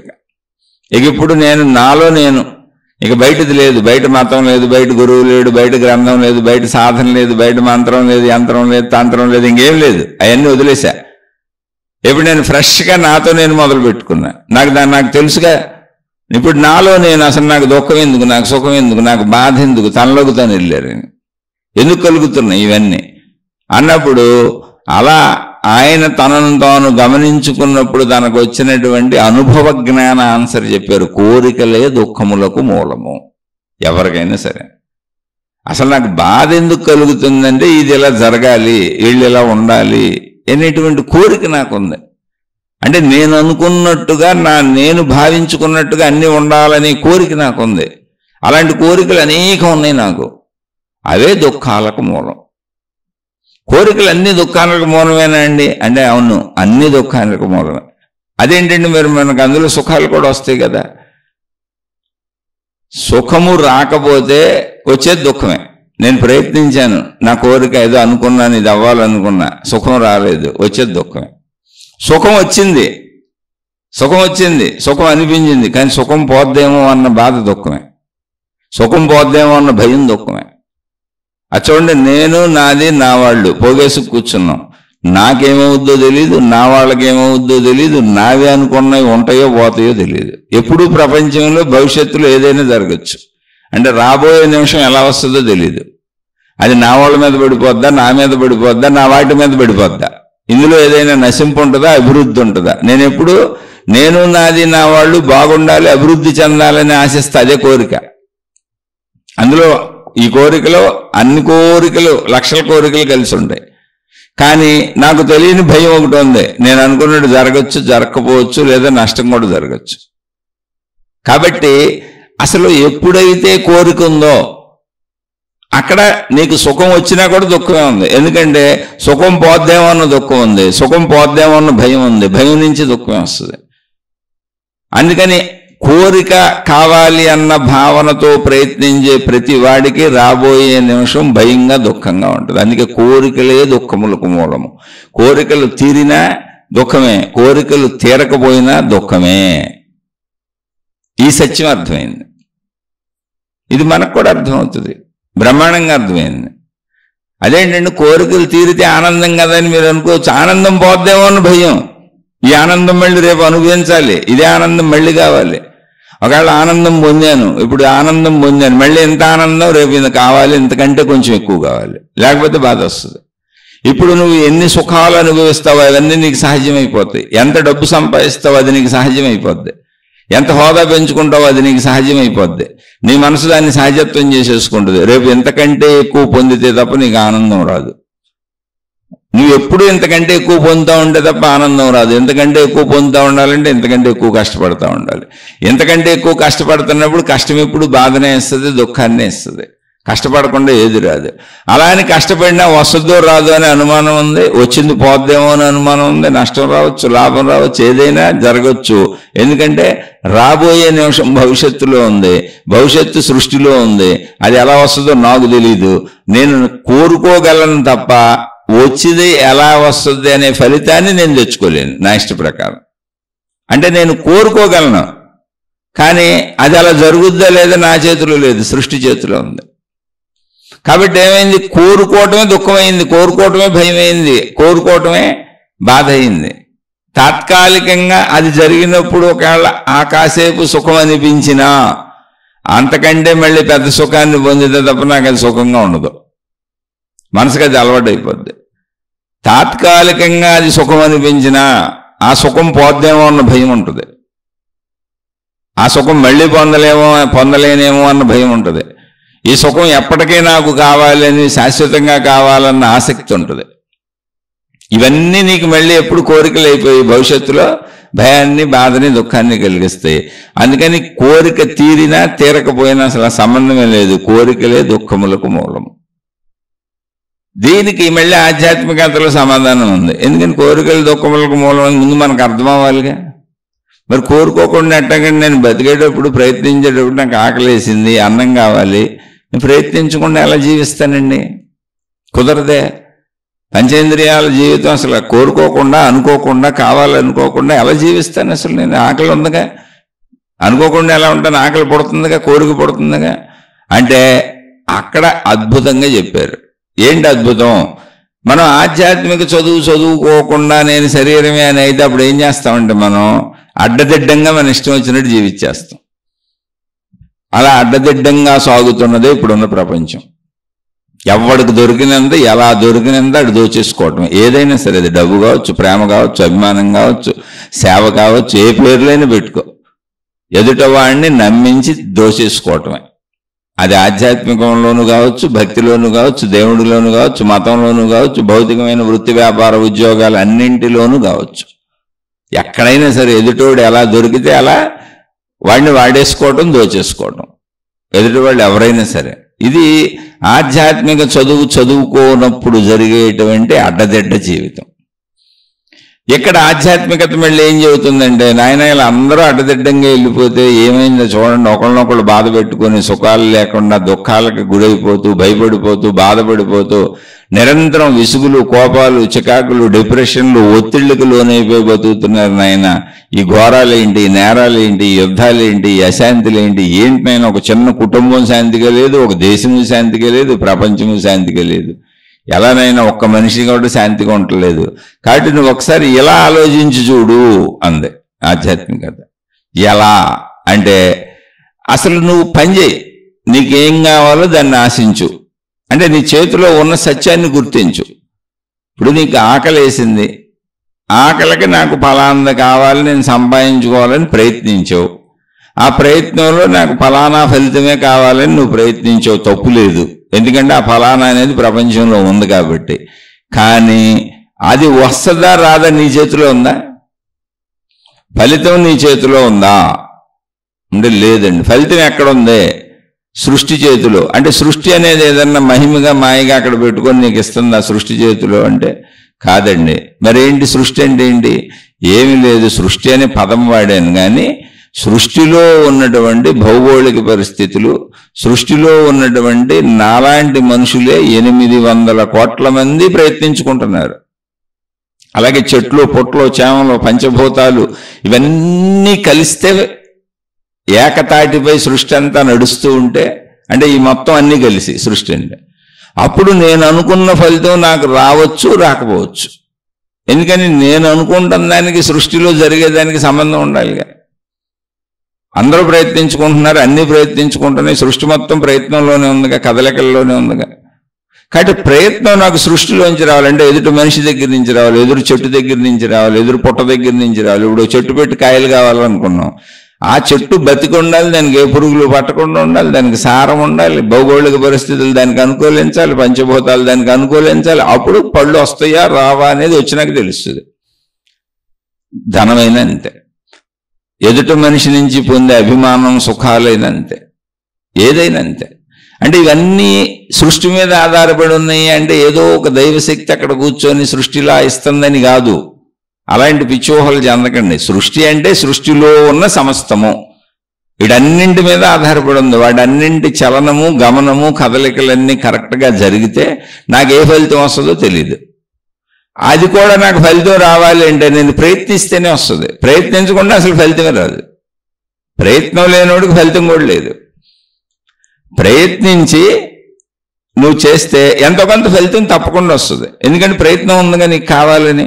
కానీ ఎంత వస్తుంది అనేది నీ చేతిలో ఉందా? ఇది ఆధ్యాత్మికత చెప్పింది. ఆలోచించు, సత్యంగా ఆలోచించు. నిజంగా కోరిక వేరు. ఇంత కావాలని నువ్వు కోరుకోవచ్చాయి, అందులో తప్పే లేదు. ఎవరైనా కోరుకోండి అమ్మా, తప్పే ఉంది అందులో. కానీ నువ్వు కోరుకున్నంత వస్తుందా? సత్యంగా ఆలోచించు. రావాలి, వస్తే మంచిదే. మేము కూడా నువ్వు కోరుకున్నంత రావాలని అనుకుంటున్నాం. అందుకే అందరూ చక్కగా ఆశీర్వదించేటప్పుడు అభీష్ట సిద్ధిరస్తు, నీకు కావలసినవన్నీ జరుగుగా కానీ ఆశీర్వదిస్తూ ఉంటారు. నీ అభీష్టాలన్నీ నెరవేరుగా కానీ. అవి రైటే, కానీ నీ అభీష్టాలన్నీ కోరికలు, ఇష్టాలు అన్ని జరుగుతాయి. నువ్వు అడిగినంత, నువ్వు కోరుకున్నంత ఫలం నువ్వు ప్రయత్నించినా వస్తుందా అంటే దానికి ఆన్సర్ జాగ్రత్తగా నిదానంగా ఆలోచించు. కంగారు పడబాక, కోరికతో ఆలోచించబాక, జ్ఞానంతో ఆలోచించు అని చెప్పారు. కోరికతో ఆలోచిస్తే ఆన్సర్ రాదు, జ్ఞానంతో ఆలోచించు అని చెప్పారు. జ్ఞానం అంటే ఏంటి? కోరిక లేని ప్రదేశం, అంతే. జ్ఞానంతో ఆలోచిస్తే ఫలితం నా చేతిలో లేదు, ఫలితం ఎదుటి వాళ్ళ దగ్గర ఉంది. ఎదుటి వాళ్ళు ఎవరు? సృష్టి. అనేకం కలిస్తే కానీ ఎదుటి ఫలితం ఉండదు. అది ఎలా రావచ్చు? అది కూడా జ్ఞానంతోనే ఆలోచించు అన్నారు. ఇప్పుడు నేనేదో పని చేసి నాకు అది ప్రేమో అభిమానమో డబ్బు, మనం డబ్బు రూపంలో చెప్పుకుందాం. 100 రూపాయలు వస్తుంది, రావాలి అని నేను కోరుకుంటున్నా. ఈ పని చేశాను, నాకు 100 రూపాయలు వస్తే బాగుండు అని నేను కోరుకుంటున్నా. నేను ఆ 100 వస్తే చాలా సంతోషపడతా, 100 ప్రకారం ప్లాన్లు కూడా వేసేసుకుంటున్నా. కానీ ఇప్పుడు జ్ఞానంతో ఆలోచించు అని ఆధ్యాత్మిక చెప్పింది. 100 రూపాయలు ఖచ్చితంగా నీకు వస్తుందా నువ్వు చేసిన పనికి? జ్ఞానంతో ఆలోచించు అని. అంత ఫలితం వస్తుందా అంటే అప్పుడు జ్ఞానం ఏం చెబుతుందంటే అనేక మంది మీద, అనేక పరిస్థితుల మీద ఆధారపడి ఉంది ఎదుటి నుంచి నీకు వచ్చేది. నీ చేతిలో లేదు, నువ్వు ప్రయత్నించడమే నీ చేతిలో ఉంది, ఫలితం నీ చేతిలో లేదు, సృష్టిలో ఉంది. సృష్టి అంటే సృష్టిలో ఉన్న అనేకం మీద. అదే తప్ప సృష్టి అనేటువంటి శక్తి ఏదో అక్కడ కూర్చొని ఒక దేవుడో ఒక దేవత నీకు అన్ని పంపటం లేదు, మహిమలు మాయలు లేవు, అది గుర్తించండి. కాబట్టి జ్ఞానంతో ఆలోచించినప్పుడు ఏం చెబుతుంది? అది నా చేతిలో లేదు ఫలితం అన్నప్పుడు ఆ విషయం నాకే తెలిసిందిగా, మరి ఎందుకు కోరుకుంటున్నావు అని జ్ఞానం అన్న. ఇప్పుడు నీకు తెలుసు ఫలితం నా చేతిలో లేదని, మరి ఫలితం నా చేతిలో లేదని హాయిగా నీకు నువ్వే చెప్పుకొని ప్రయత్నించి ఎంత ఫలితం వస్తే 100 అనుకున్నావు, 150 వచ్చింది అనుకో, హాయిగా బతుకు, దాచుకో, ఖర్చు పెట్టుకో, ఏదో ఒకటి చేసుకో, బతుకు. లేదు 50 వచ్చింది అనుకో, దాంతో అలా బ్రతుకు. నువ్వు ఊహించుకోవటం వలన కదా బాధ వస్తుంది. 100 రూపాయలు రావాలని ముందే నువ్వు నిర్ణయించుకోవటం వలన కదా నీకు బాధ వస్తుంది. కాబట్టి ఇంత రావాలని ముందే అనుకోబాక, కానీ ఎంతో కొంత రావాలి ప్రయత్నించకుండా రాదు కనుక, కావాలి అనేది నాకు అవసరం ఉంది కనుక నేను ప్రయత్నిస్తాను, ఎంతే రావాలని నిర్ణయించుకోను, అలా నీవు జీవించు. ఎందుకని అది నీకే తెలుస్తుందిగా. అందుకని జ్ఞానంతో ఆలోచిస్తే తెలుస్తుంది, కోరికతో ఆలోచిస్తే తెలీదు. కాబట్టి జ్ఞానంతో ఆలోచించు నాయనా, సత్యం ఉన్నదన్నట్టుగా ఆలోచించు తల్లి అని ఆధ్యాత్మిక చెప్పింది. అక్కడ దానికే నిష్కామ కర్మయోగము అని చెప్పింది. దీన్ని ఏమంటారు? ఇలా జీవించటాన్ని అంటే నువ్వు చేయవలసిన పని చేసేసావు, నీకు కావలసిన ప్రయత్నం ఏదో దానికోసమే ప్రయత్నించావు. నీకు నీళ్లు కావాలంటే నీళ్లు కోసమే ప్రయత్నించాలి, నీకు ఆహార పదార్థాలు కావాలంటే పదార్థం కోసమే ప్రయత్నించాలి, నువ్వు సినిమా అంటే సినిమా కోసమే ప్రయత్నించాలి, నీకు వివాహం చేసుకుని జీవిత భాగస్వామి కావాలంటే ఆ జీవిత భాగస్వామి కొరకే ప్రయత్నించాలి. అలా ప్రయత్నం నీకు ఏది అవసరమో ఆ వైపు ఆ ప్రయత్నం చేయాలి. చేసావు, దానికి వచ్చే ఫలితాన్ని నువ్వు ఊహించినంత వస్తుందా రాదా అనేది ఊహను వదిలే. ఖచ్చితంగా నాకు ఏం కావాలో ఆ వైపే ప్రయత్నించాను, దానికోసమే ప్రయత్నించాను, అది ఎంత వస్తుందో ఎలా వస్తుందో చూసుకొని దాన్ని ఖర్చు పెట్టుకుంటూ బతుకుతాను. ఇది నిష్కామ కర్మయోగం. అసలు నిష్కామ కర్మయోగం అంటే అసలు ఆశించకుండా పని చేయమని కాదు. ఆశ లేకపోతే పని చేయడు కదా, అసలు అవసరమే లేదు కదా. ఆశ లేదు అంటే అర్థం ఏంటో తెలుసా? తృప్తిగా ఉంది అని. అంటే ఇప్పుడు భోజనం చేసేసాడు, కడుపు నిండిపోయింది, ఇప్పుడు ఆశపడు మళ్ళీ రకరకాల పదార్థాలు తినాలని భావించుకొని ఊహించుకొని మళ్ళీ తినంటే తినగలడా? తినలేడుగా. ఎందుకని? కడుపు ఆల్రెడీ నిండిపోయింది. మళ్ళీ ఎప్పుడు తినగలడు? కడుపు ఖాళీ అవ్వాలి, మళ్ళీ ఆకలి పుట్టాలి, అప్పుడు తినగలడు. ఇక్కడ తృప్తిగా ఉండు అంటే అర్థం ఏంటంటే ఉన్నదానితో అనుభవిస్తున్నావు. నిష్కామ కర్మయోగం అంటే అసలు నిన్నేమీ ఆశించొద్దు, నువ్వు ఆకలికి కూడా ప్రయత్నించొద్దు, చచ్చిపోమని చెప్పలేవరో, అలా అయితే చచ్చిపోతావు. దాన్ని విఘ్నతగా అర్థం చేసుకోవాలి. అందుకే భౌతికం వేరు ఆధ్యాత్మికం వేరు కాదు. భౌతికంలో ఎలా జీవించాలో కరెక్ట్గా జ్ఞానంతో జీవించమని చెప్పేది ఆధ్యాత్మికం. భౌతికంలో జ్ఞానంతో జీవిస్తే నీ జీవితం భౌతిక ఆధ్యాత్మికాల సమన్వయం, నువ్వు ఆధ్యాత్మికంలో సాగుతున్నట్టే. భౌతికంలో కోరికతో జీవిస్తే నువ్వు మూర్ఖుడివి, మూర్ఖురాలివి, అజ్ఞానివి, నిన్నెవరూ రక్షించలేరు, నిన్ను నువ్వు నాశనం చేసుకున్నట్టే. అంతే సింపుల్ అది.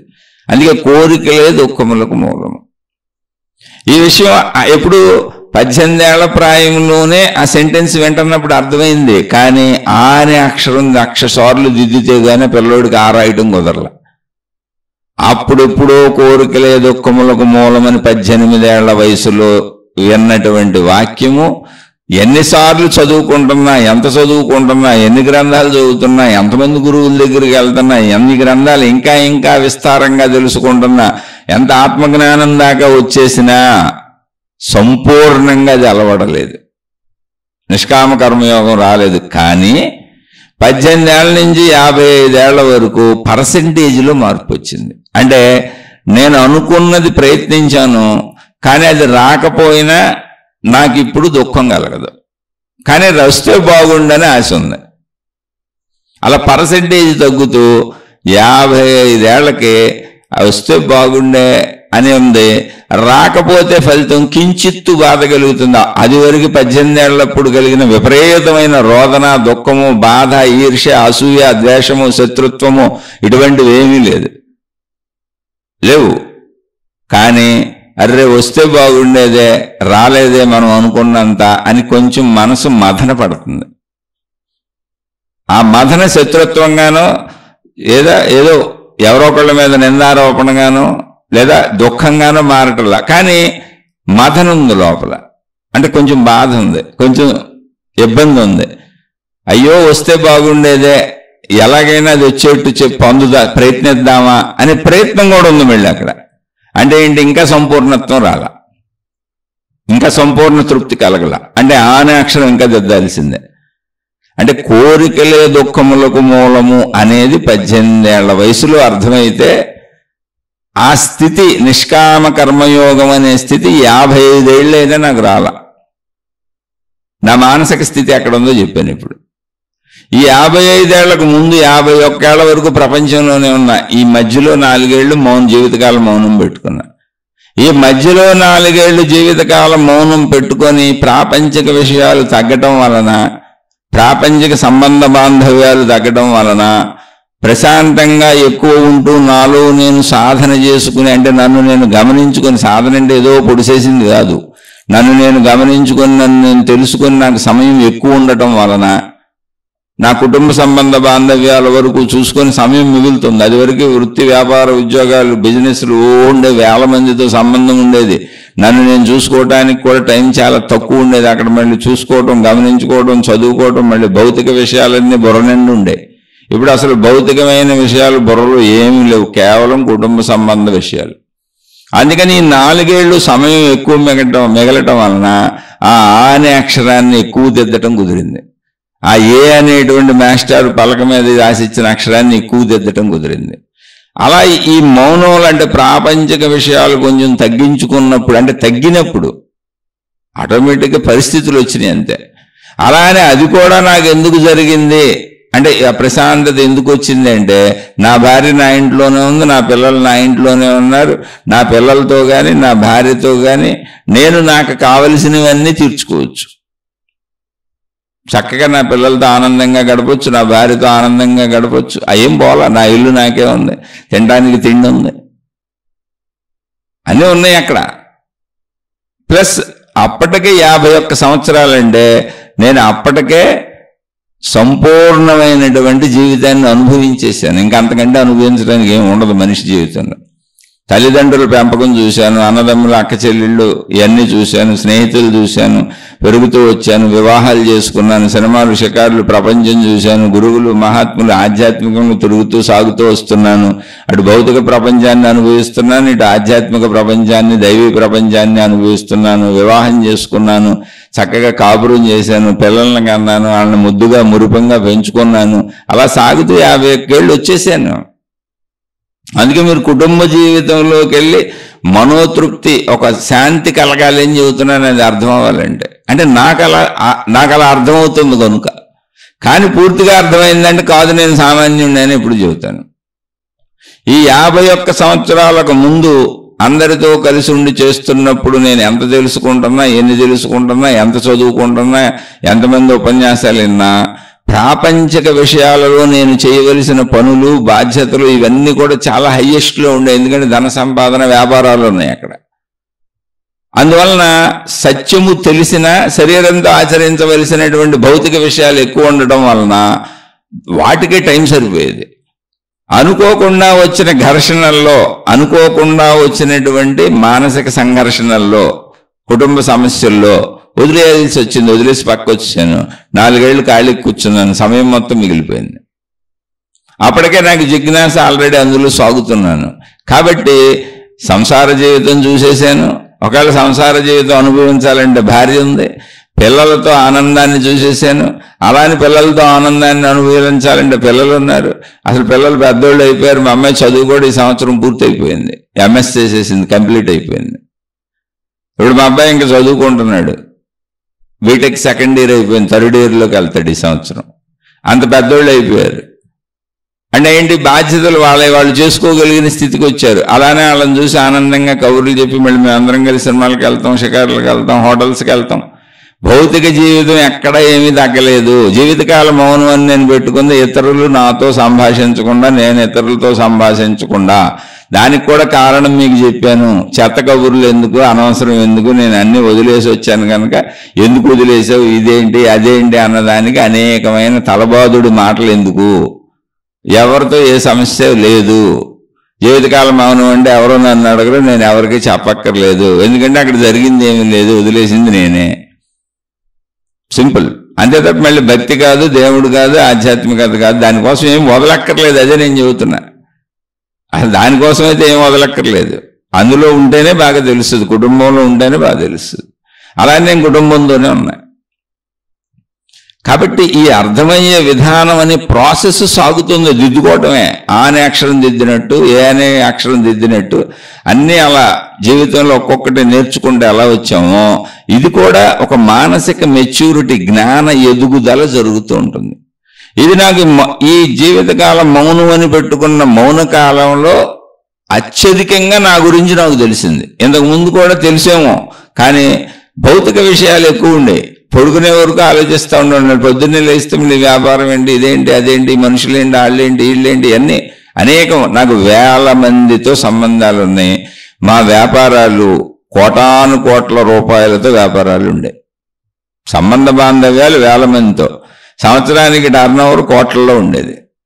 మరి అప్పుడు దాని మీద ఎంత శ్రద్ధ పెట్టాలి. మా దగ్గర పని చేసేవాళ్ళే 50-60 మంది నిత్యం మా పక్కనే ఉండేవాళ్ళు.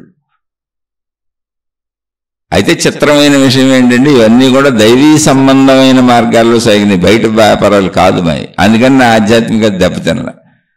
నాకు మొదటి నుంచి ప్రకృతి కల్పించిన అవకాశం ఏంటంటే 18 ఏళ్ల వయసు నుంచి నా చిన్నతనం నుంచి నేను సాగుతున్న విధానం ఏముందో, నా ముందు పెద్దవాళ్ళు, నా ముందు వెళుతున్న వాళ్ళు, మా వ్యాపారాలు కానీ, మా వృత్తులు కానీ, మా ప్రవృత్తులు కానీ, మా భౌతిక ఆధ్యాత్మిక జీవితాలు అన్నీ కూడా దీంతోనే దైవీ సంబంధ విషయాలతో ముడిపడే సాగుతున్నాయి. మా వ్యాపారాలు కూడా అందులో సాగినాయి. అందువలన నాకు సగటు మామూలు మనుషుల కంటే అత్యధికంగా దైవత్వాన్ని, దేవుణ్ణి తెలుసుకునే ఛాన్స్ కుదిరింది. అంటే నేను వ్యాపారం చేస్తున్నా, దైవీ సంబంధ విషయాల్లోనే చేస్తున్నా, దేవుడికి సంబంధించిన వాటిల్లోనే ఉన్నా. ఒక గమ్మత్తు అయింది.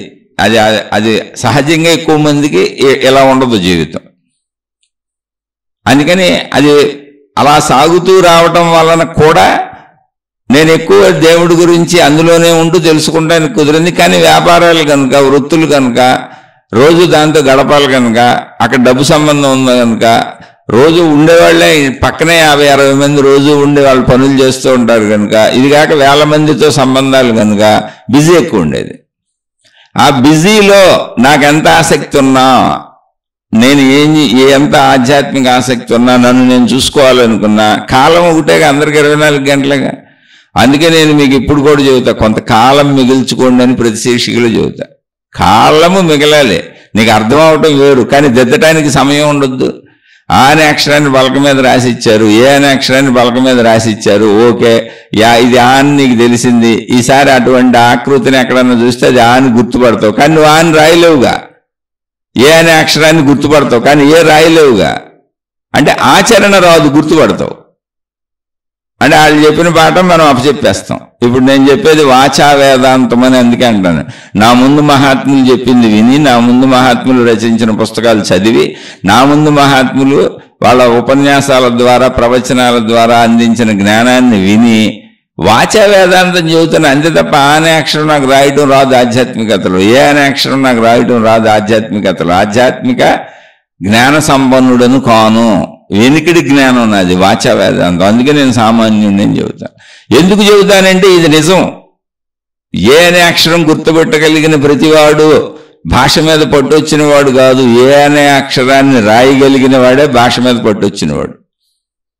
అక్షరాలన్నీ రాయగలిగిన వాడు భాష మీద పట్టొచ్చినవాడు. ఆ అక్షరాలతో పదాలు తయారు చేయగలిగిన వాడు భాష మీద పట్టొచ్చినవాడు. ఆ పదాలతో వాక్యాలు తయారు చేయగలిగిన వాడు భాష మీద పట్టొచ్చినవాడు. అలా అక్షరాల, పదాల, వాక్యాల పొందికతో అందంగా చక్కగా ఒక పుస్తకాన్నే రచించగలిగిన వాడు భాష మీద పట్టొచ్చినవాడు. అందులో మళ్ళీ రచించటంలో నైపుణ్యతలు ఉంటాయి. ఆ నిపుణత్వం ఎంత పెరుగుతుంటే అంత భాష మీద పట్టున్నవాడు. లిమిట్ లేదు దానికి. ఇంకా అక్షరాలు వచ్చేస్తే భాష వచ్చేసినట్టు కాదు, భాష మీద పట్టు వచ్చేసినట్టు కాదు. అందుకే కొంతమంది పెద్ద పెద్ద రచయితలుగా పేరు తెచ్చుకుంటారు. ఎందుకంటే వాళ్ళు అవే అక్షరాలను ఉపయోగిస్తారు, కానీ వాళ్ళు రచన వ్యాసంగంలో వాళ్ళు ఉపయోగించే పదాలు, ఆ పదాలకు వచ్చే అర్థాలు, ఆ పదాల కూర్పు, వాక్యాల కూర్పు, అక్షరాల కూర్పు అద్భుతంగా ఉంటుంది. ఆధ్యాత్మికత కూడా అంతే. ఆధ్యాత్మికత కూడా అంతే సేమ్. అందుకని ఆధ్యాత్మికత మీద జ్ఞాన పొట్టు ఎంత వచ్చింది అంటే అది నిత్యము ఎదుగుతూనే ఉంటుంది. అక్షరాలు వచ్చేసినంత మాత్రాన్ని భాష వచ్చినట్టు కాదు. ఆ అక్షరాలను ఉపయోగించి పదాలు, పదాలను ఉపయోగించి వాక్యాలు, మళ్ళీ ఆ వాక్యాలలో ఎక్కడెక్కడ ఏ పదాలు పెడితే ఎంత మాధుర్యంగా ఉంటుంది, ఎంత అందంగా ఉంటుంది, ఎంత చక్కగా ఉంటుంది అనేది రచయిత యొక్క గొప్ప శైలి మీద ఆధారపడినట్టు. అందుకే కొంతమందే గొప్ప రచయితలు అయినట్టు. ఇప్పుడు ఉత్తరాలు కూడా రాయొచ్చు, అందరూ మామూలు రాస్తారు, వాళ్ళు రచయితలు కాదుగా. అలాగే కొద్దిమందే మహాజ్ఞానులు అవుతారు, అందరూ జ్ఞానులు కాలేరు. అందుకే నేను చెబుతున్నా, నేను సామాన్యుడిని అని. మీరు ఏదో 4 విషయాలు అర్థమైపోయి గొప్పవాళ్ళు అని అనుకోబాకండి. ఒకవేళ మీరు అలా భ్రాంతికి లోనవుతారేమో అని చెబుతున్నా. పుస్తకం చదివితే అర్థమైపోయినట్టు ఉంటుంది, ఉపన్యాసం వినేస్తే అర్థమైపోయినట్టు ఉంటుంది. కోరికలే దుఃఖములకు మూలం అన్న విషయం, ఆ మాట నేను నా 18 ఏళ్ళకి నాకు అర్థమైపోయింది. దాని వివరణ కూడా అర్థమైపోయింది, మీకు వివరించి చెప్పేంత అర్థమైపోయింది. కానీ కోరికలను వదిలే స్థితి లేదు. కోరికలే దుఃఖములకు మూలమని దాన్ని ఎంత వివరణాత్మకంగా చెప్పినా ఇప్పుడు కూడా అవసరానికి నేను పని చేయాలి, తినాలి, తాగాలి, డబ్బు కావాలి, నా పిల్లలు ఉన్నారు, వాళ్ళు సెటిల్ అవ్వలేదు, నా భార్య ఉంది, బతకాలి ఇక్కడ జీవితం. కాబట్టి అనుకోకుండా, కోరుకోకుండా కుదరదు. ఇది ఇలా జరగాలని అనుకుంటేనే ప్రయత్నించగలను. ప్రయత్నించినాక ఆ ఫలితం రాకపోతే 18 ఏళ్లప్పుడు కలిగినంత కసి, కోపం, బాధ, శత్రుత్వం, ఈర్ష్య, అసూయ, ద్వేషం ఇలాంటివి పుడతలేదు. కానీ అయ్యో జరిగి ఉంటే బాగుండేది అని మనసు మదనకి లోనవుతుంది. జరిగే అవకాశం ఏమన్నా ఉందా, ప్రయత్నిద్దామని అనిపిస్తుంది. ఎలాగోలా జరిపించుకునే ప్రయత్నం చేద్దామని అనిపిస్తుంది. ఇంకా భావన పోలా అంటే నాకు అర్థం అవలా. నేను ఇంకా కోరికలే దుఃఖములకు మూలమని నిష్కామ కర్మయోగంలో వచ్చిన ఫలితాన్ని అలా ఆశించి స్థితిగా, అలా స్థితప్రజ్ఞతగా కూర్చోగలిగినటువంటి స్థితి రాలా, స్థితప్రజ్ఞత రాలా, ప్రజ్ఞ స్థిరపడలా, కొంచెం కదులుతున్నా. కానీ అర్థమైంది ఎంత మార్పు వచ్చింది అంటే బ్రహ్మాండమైన మార్పు వచ్చింది. అసలు చెడు లేదు లోపల. ఎవరిని చెడుగా అనుకుని ఎవరి పట్ల చెడు లేదు, జరిగేదాని పట్ల చెడు లేదు, అసలు ప్రపంచంలో చెడు లేదు. కానీ కుటుంబం ఉంది, పిల్లలు ఉన్నారు, ఆ మమకారం ఉంది, ఆ బంధం ఉంది, నా శరీరం ఉంది, నా శరీరం మీద నాకు బంధం ఉంది, జీవితం హాయిగా సుఖంగా సాగిపోతే బాగుండు అని అనిపిస్తూ ఉంటుంది. ఎలా సాగిపోయినా పర్వాలేదని రమణ మహర్షిలా కూర్చుని స్థితప్రజ్ఞత రాలా. అందుకని పోల్చి కూడా చెబుతున్నాను. అందుకే నేను సామాన్యుడిని. ఏదో కొంచెం ఇబ్బందులు లేకుండా, బాధలు లేకుండా అలా వెళ్ళిపోతే బాగుండు అని ఉంది లోపల.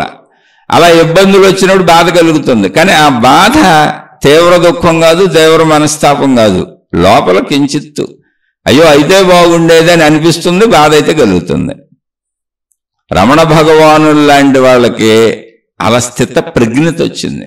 ఏది జరిగినా ఓకే వాళ్ళకి, ఎంత ఏది జరిగినా ఓకే. అంటే రమణ భగవానులు నడిచి వెళుతున్నప్పుడు ఆయన కాలు ఒక చెట్టు కొమ్మకు తగిలింది. ఆ కొమ్మకి తేనె చుట్టు ఉంది. తేనెటీగలు రయ్యను ముసిరిపోయినాయి. ఆయన ఏం చేశారండి, అందరూ పారిపోయారు. ఆయన చుట్టూ ఉన్న వాళ్ళంతా పారిపోయారు తేనెటీగలు కొడతాయని. ఆయన అక్కడే నుంచొని తన కాలును తీసుకెళ్లి ఆ తేనెటీగలకి అందుబాటులో ఆ తేనె చుట్టు పక్కనే పెట్టారు. ఆయనే తీసుకెళ్లి పెట్టారు. మొత్తం తేనెటీగలు ఆయన కాలంతా పట్టుకొని కుట్టేస్తున్నాయి. అంటే ఇప్పుడు తేనె చుట్టుకి ఎలా అల్లుకుపోతాయో, తేనెటీగలు ముసిరిపోయి ఉంటాయో, మొత్తం ఆయన కాలుకు ముసిరిపోయి కుట్టేస్తున్నాయి. అలా నుంచున్నారు ఆయన. ఈ లోపల ఒక పారిపోయిన భక్తులు చూసి పరిగెత్తుకుంటూ వచ్చారు. ఇదేంటి రమణ భగవానులని ఆయన వెనక్కలాగేసి, ఏంటి స్వామి ఇదంటే, ఈ కాలు ఆ తేనెటీగలకి వెళ్ళి ఆ చెట్టు కొమ్మను కొట్టింది. తేనెటీగలు తప్పేం లేదు ఇందులో. పాపం అవి ఏదో గూడు పెట్టుకున్నాం, మనం ఏదో వాకింగ్కి వచ్చాం. ఇటు వాటి ప్లేస్కి మనం వచ్చి వాటినే మనం కొట్టాం. చూడక నా కాలు తగిలింది కాబట్టి ఈ కాలుకి శిక్ష సరైనదే. అంటే నేను చేసిన తప్పుకి నేనే శిక్ష వేసుకుంటాను నా సొంత శరీరానికి అనే అంత స్థితప్రజ్ఞత అసలు లేనే రాదు. నాకు కళలో కూడా ఊహించలేకపోతున్నాను నాకు రావటం. ఆ మహానుభావుడు చేసింది నాకు అర్థమైంది. మన ఉపన్యాసాల్లో దీన్ని 1000 సార్లు చెప్పుకున్న అర్థమవుతుంది. కానీ మనం అలా చేయగలిగిన రోజు నా స్థితప్రజ్ఞత వచ్చినట్టు. నాకు అది కళలో కూడా రాదు, రాలా ఇప్పటికే. అది నేను చెబుతుంది. కానీ మామూలు మనిషితో పోల్చుకుంటూ వచ్చిన మార్పు సామాన్యమైంది కాదు. శత్రుత్వాలు లేవు, విరోధాలు లేవు, బాధలు లేవు, దుఃఖాలు లేవు, కష్టాలు లేవు, కన్నీళ్ళు లేవు, వదిలేయటువంటి భయం లేదు, ఏం బాధ లేదు, మరణ భయం లేదు. ఉన్నాను కాబట్టి, ఓ కూతురు ఉంది, ఓ కొడుకు ఉన్నాడు, భార్య ఉంది కాబట్టి వాళ్ళని చూడటం నా ధర్మం కాబట్టి, నాకు కూడా ఓ శరీరం ఉంది కాబట్టి ఆ శరీరం ఏ నొప్పి లేకుండా, నా భార్యకి ఏ బాధ లేకుండా, నా భార్య పిల్లలకి అందరూ సుఖపడుతూ కొంచెం ఆ పిల్లలు సెటిల్ అయిపోతే అనేటువంటి సామాన్య భావన ఉంది. అంతే తప్ప మళ్ళీ నా పిల్లలు ఎలాగే సెటిల్ అవ్వాలి, ఎంతలో సెటిల్ అవ్వాలి, వాళ్ళు దర్జాగా బతికేయాలి అలాంటి కోరికలు అసలు ఏమీ లేవు. అలాగే ఏదన్నా నొప్పి వస్తే నొప్పి తెలుస్తుందిగా మరి. ఇంకా నొప్పిని కూడా రమణ భగవానులా భరించే అంత, దేహభ్రాంతి పోయే అంత, నొప్పి కూడా తెలియనంత స్థితి నాకు రాదు. అందుకే నేను సామాన్యుడిని అంత అని నేను ఎప్పుడు చెప్పేది. సామాన్యుడిని ఎందుకు చెబుతున్నానంటే, ఏది ఉంటే అది తింటా, ఇదే తినాలని నాకేం లేదు, ఏది ఉంటే అది కట్టుకుంటా, ఇదే కట్టుకోవాలని నాకు రూల్ ఏం లేదు, ఎలా ఉంటే అలా జీవించేస్తా, ఇలాగే ఉండాలని రూల్ ఏం లేదు. అవన్నింటిలోనూ మనసు దాటి వచ్చేసింది. 18 ఏళ్ళ నుంచి జరిగిన ప్రయాణం ఇది. కానీ శరీరానికి ఏ నొప్పి వస్తే ఆ నొప్పేగా పర్వాలేదు లేని రమణ భగవానుల్లో నేను ఉండలేకపోతున్నాను. నొప్పి నాకు బాధగానే ఉంది, నొప్పిగానే ఉంది, బాధగానే ఉంది. నొప్పి రాకపోతే బాగుండు అనిపిస్తుంది, నొప్పి తగ్గిపోతే బాగుండు అనిపిస్తుంది. అవి ఉన్నాయి. అలా నేనెవరిని నొప్పి పెట్టను, గురి చేయను. నేను ఇతరులను అసలు బాధకే గురి చేయకూడదు అనేది కూడా నా లోపల ఉంది. ఇతరులను బాధ పెట్టకూడదు, ఇతరులను మోసం చేయకూడదు, తప్పు చేయకూడదు. అసలు నాకు ఎవరిదో అక్కర్లేదు, అసలు కోరిక లేదు. ఎవరిదో నాకు కావాలన్న కాంక్ష పోయింది. అడ్డదిడ్డంగా అసలు సంపాదించేయాలి ఏమీ లేదు, పోగేసుకోవాలి కాంక్షలు లేవు. మార్పు చాలా వచ్చింది, కానీ రమణ మహర్షి అంత మార్పు రాలేదు. నిజంగా ఎవరు ఆధ్యాత్మికత తెలిసిన వాళ్ళు అంటే రమణ మహర్షి అంత మార్పు వస్తేనే, లేనప్పుడు మీకు అసలు అధికారమే లేదు నాకు వచ్చిందని చెప్పడానికి. ఎవరైనా సరే రమణ మహర్షి అంత మార్పును పొందినవాడు మాత్రమే ముక్తి మోక్షము పొందినవాడు, జీవన్ముక్తుడు, ఆత్మసాక్షాత్కారి అంటే అలా ఉంటాడు. ఈ మధ్యలో అన్నీ ఇంక మనం చెప్పుకునే స్థితులు గతులు అలా సాగుతూ ఉంటాం. మన ప్రయాణం పూర్తి అవ్వలేదు. అది మనకు మనమే బిరుదులు ఇచ్చేసుకోకూడదు. గురువులు అని, పరమ గురువులు అని, పూజ్య గురువులు అని, సిద్ధ గురువులు అని, రకరకాల గురువుల పేర్లు మనం పెట్టేసుకోకూడదు. అలా మహానుభావుల్లా కూర్చోగలవా అంటే అప్పుడు నీకు ఆత్మసాక్షాత్కారం జరిగిపోయింది, అందుకే కూర్చోగలుగుతున్నావు నువ్వు. నీకు ఆ స్థిత ప్రజ్ఞత, ఒక స్థిరమైన ప్రజ్ఞ వచ్చింది. ఆయన దేహానికి ఆయనే శిక్ష వేసుకున్నారు, తన కాళ్ళని అక్కడ పెట్టి, పొరపాటును తగిలినా కూడా. అలాంటి మహాత్ములు ఉంటే అదేంటంటే అది ఆధ్యాత్మిక చదువు పూర్తయిందని అర్థం. వాళ్ళు PhDకి వెళ్ళిపోయారు. నేను అనంద ఆత్మశక్తిని అనే భావనలో ఆత్మశక్తి పట్ట వచ్చేసింది వాళ్ళకి. మోక్షం అంటే మోక్షం అనేది PhD పట్ట, డాక్టరేట్ పట్ట. ఆధ్యాత్మికతలో డాక్టరేట్ పట్ట, ఇంకా పైన ఏం లేవు. మోక్షం అనేది అది, ఆత్మసాక్షాత్కారం అనేది అది, జీవన్ముక్త స్థితిలో జీవిస్తున్నారు అనేటువంటిది ఎవరైనా సరే ఆ మోక్ష స్థితిని, అంటే శరీర భావనలో శరీరం ముక్కలు ముక్కలు అయిపోతున్నా అలా కూర్చోగలుగుతారు వాళ్ళు. అలానే బాధ తెలీదా అంటే ఆయన చెప్పారు, రమణ మహర్షి కూడా చెప్పారు, ఏమంటే మీకు శరీరం బాధ తెలీదా, ఇన్ని కష్టాలు పోయి శరీరాన్ని ఇన్ని ఇబ్బందులు వచ్చినాయి, ఇన్ని నొప్పులు వచ్చినాయి, ఇన్ని బాధలు వచ్చినాయి, ఇంత కష్టపడుతున్నారు కదా అంటే, నేను అనంత ఆత్మశక్తిని అనుకున్నప్పుడు, అంటే నేను అనంత ఆత్మశక్తి భావనలో ఆ ఎరుకలో ఉన్నప్పుడు ఈ శరీర భావన చీమ కుట్టినట్టుంది, చీమలు కుట్టినట్టుగా తెలుస్తుంది. శరీరం ఉందిగా ఎందుకు తెలియదు, కానీ చీమలు కుట్టినట్టుంది, మనకు అర్థం అవడానికి చెప్పారు. ఎప్పుడైనా ఈ శరీరమే నేనన్న భావనలోకి వస్తే అనిపిస్తే ఈ బాధ పర్వతం అంతా మోయలేనంత ఉంది అన్నాడు. అది డిఫరెన్స్, అది డిఫరెన్స్. అది ఎవరు చెప్పగలరు? ఆ అనుభవాలు రెండు ఆయనకి అక్కడ ప్రత్యక్షంగా తెలుస్తున్నాయి. అందుకే ఆయన ఎప్పుడూ నేను అనంత ఆత్మశక్తి స్వరూపుణ్ణి ఆ స్థితిలోని కూర్చున్నారు. అంటే దిగొచ్చు, కింద స్థితిలోకి కూడా వస్తారు. ఎందుకంటే భోజనం చేయాలంటే శరీర స్థితిలోకి రావద్దు, మలమూత్ర విసర్జన చేయాలంటే శరీర స్థితిలోకి రావద్దు, రావాలిగా, శరీరం ఉందిగా అక్కడ. అవి శరీరంలో పుట్టే సహజ స్పందనలు నువ్వు ఆపలేవు, ఆకలిని ఆపలేవు, మలమూత్ర విసర్జన ఆపలేవు, అది శరీర ప్రక్రియ. అప్పుడు శరీర భావనలోకి దిగుతావు. కానీ అనంత ఆత్మభావనలోంచి శరీర భావనలోకి దిగినప్పుడు చీమలు కుట్టినట్టుగా ఉంది శరీర ప్రక్రియలని. అది స్థిత ప్రజ్ఞత. ఇలాంటి జీవన్ముక్తులైన వాళ్ళు వివాహాలు చేసుకున్న మహాత్ములు ఎంతమంది ఉన్నారు. జనక మహారాజు గురించి చెప్తారు. అలా ఉదాహరణ కావాలి ప్రపంచంలో ఉన్నాయనంటే జనక మహారాజు, ఆయన అసలు రాజ్యమే చేశారు. అయితే ఇవన్నీ కథలుగా చెప్పుకున్నప్పుడు అబ్బాయి నాకు కూడా వచ్చేసింది అనిపిస్తుంది. ఏంటి వచ్చింది? నేను మామూలుగా దోమ కొడితే పావు గంట గోక్కుంటాను, దోమలు కొట్టకుండా చూసుకుంటాను. నేను ఇన్ని ఉపన్యాసాలు మీతో మాట్లాడుతున్నాను, ఎప్పటి నుంచో సొద చెబుతాను, 18 ఏళ్ల నుంచి మొదలు పెట్టాను, అబ్బో 35 ఏళ్ల దాకా ఇందులోనే సాగానని సొద చెబుతాను, సొంత డబ్బా చెబుతాను. దోమ కుడితే పావు గంట గోక్కుంటాను, దోమలు కొట్టకుండా మిషన్లు పెట్టుకుంటాను ఇంట్లో. ఫ్యాన్ లేకపోతే ఉండలేను, ఏసీ లేకపోతే ఉండలేను. ఎందుకని?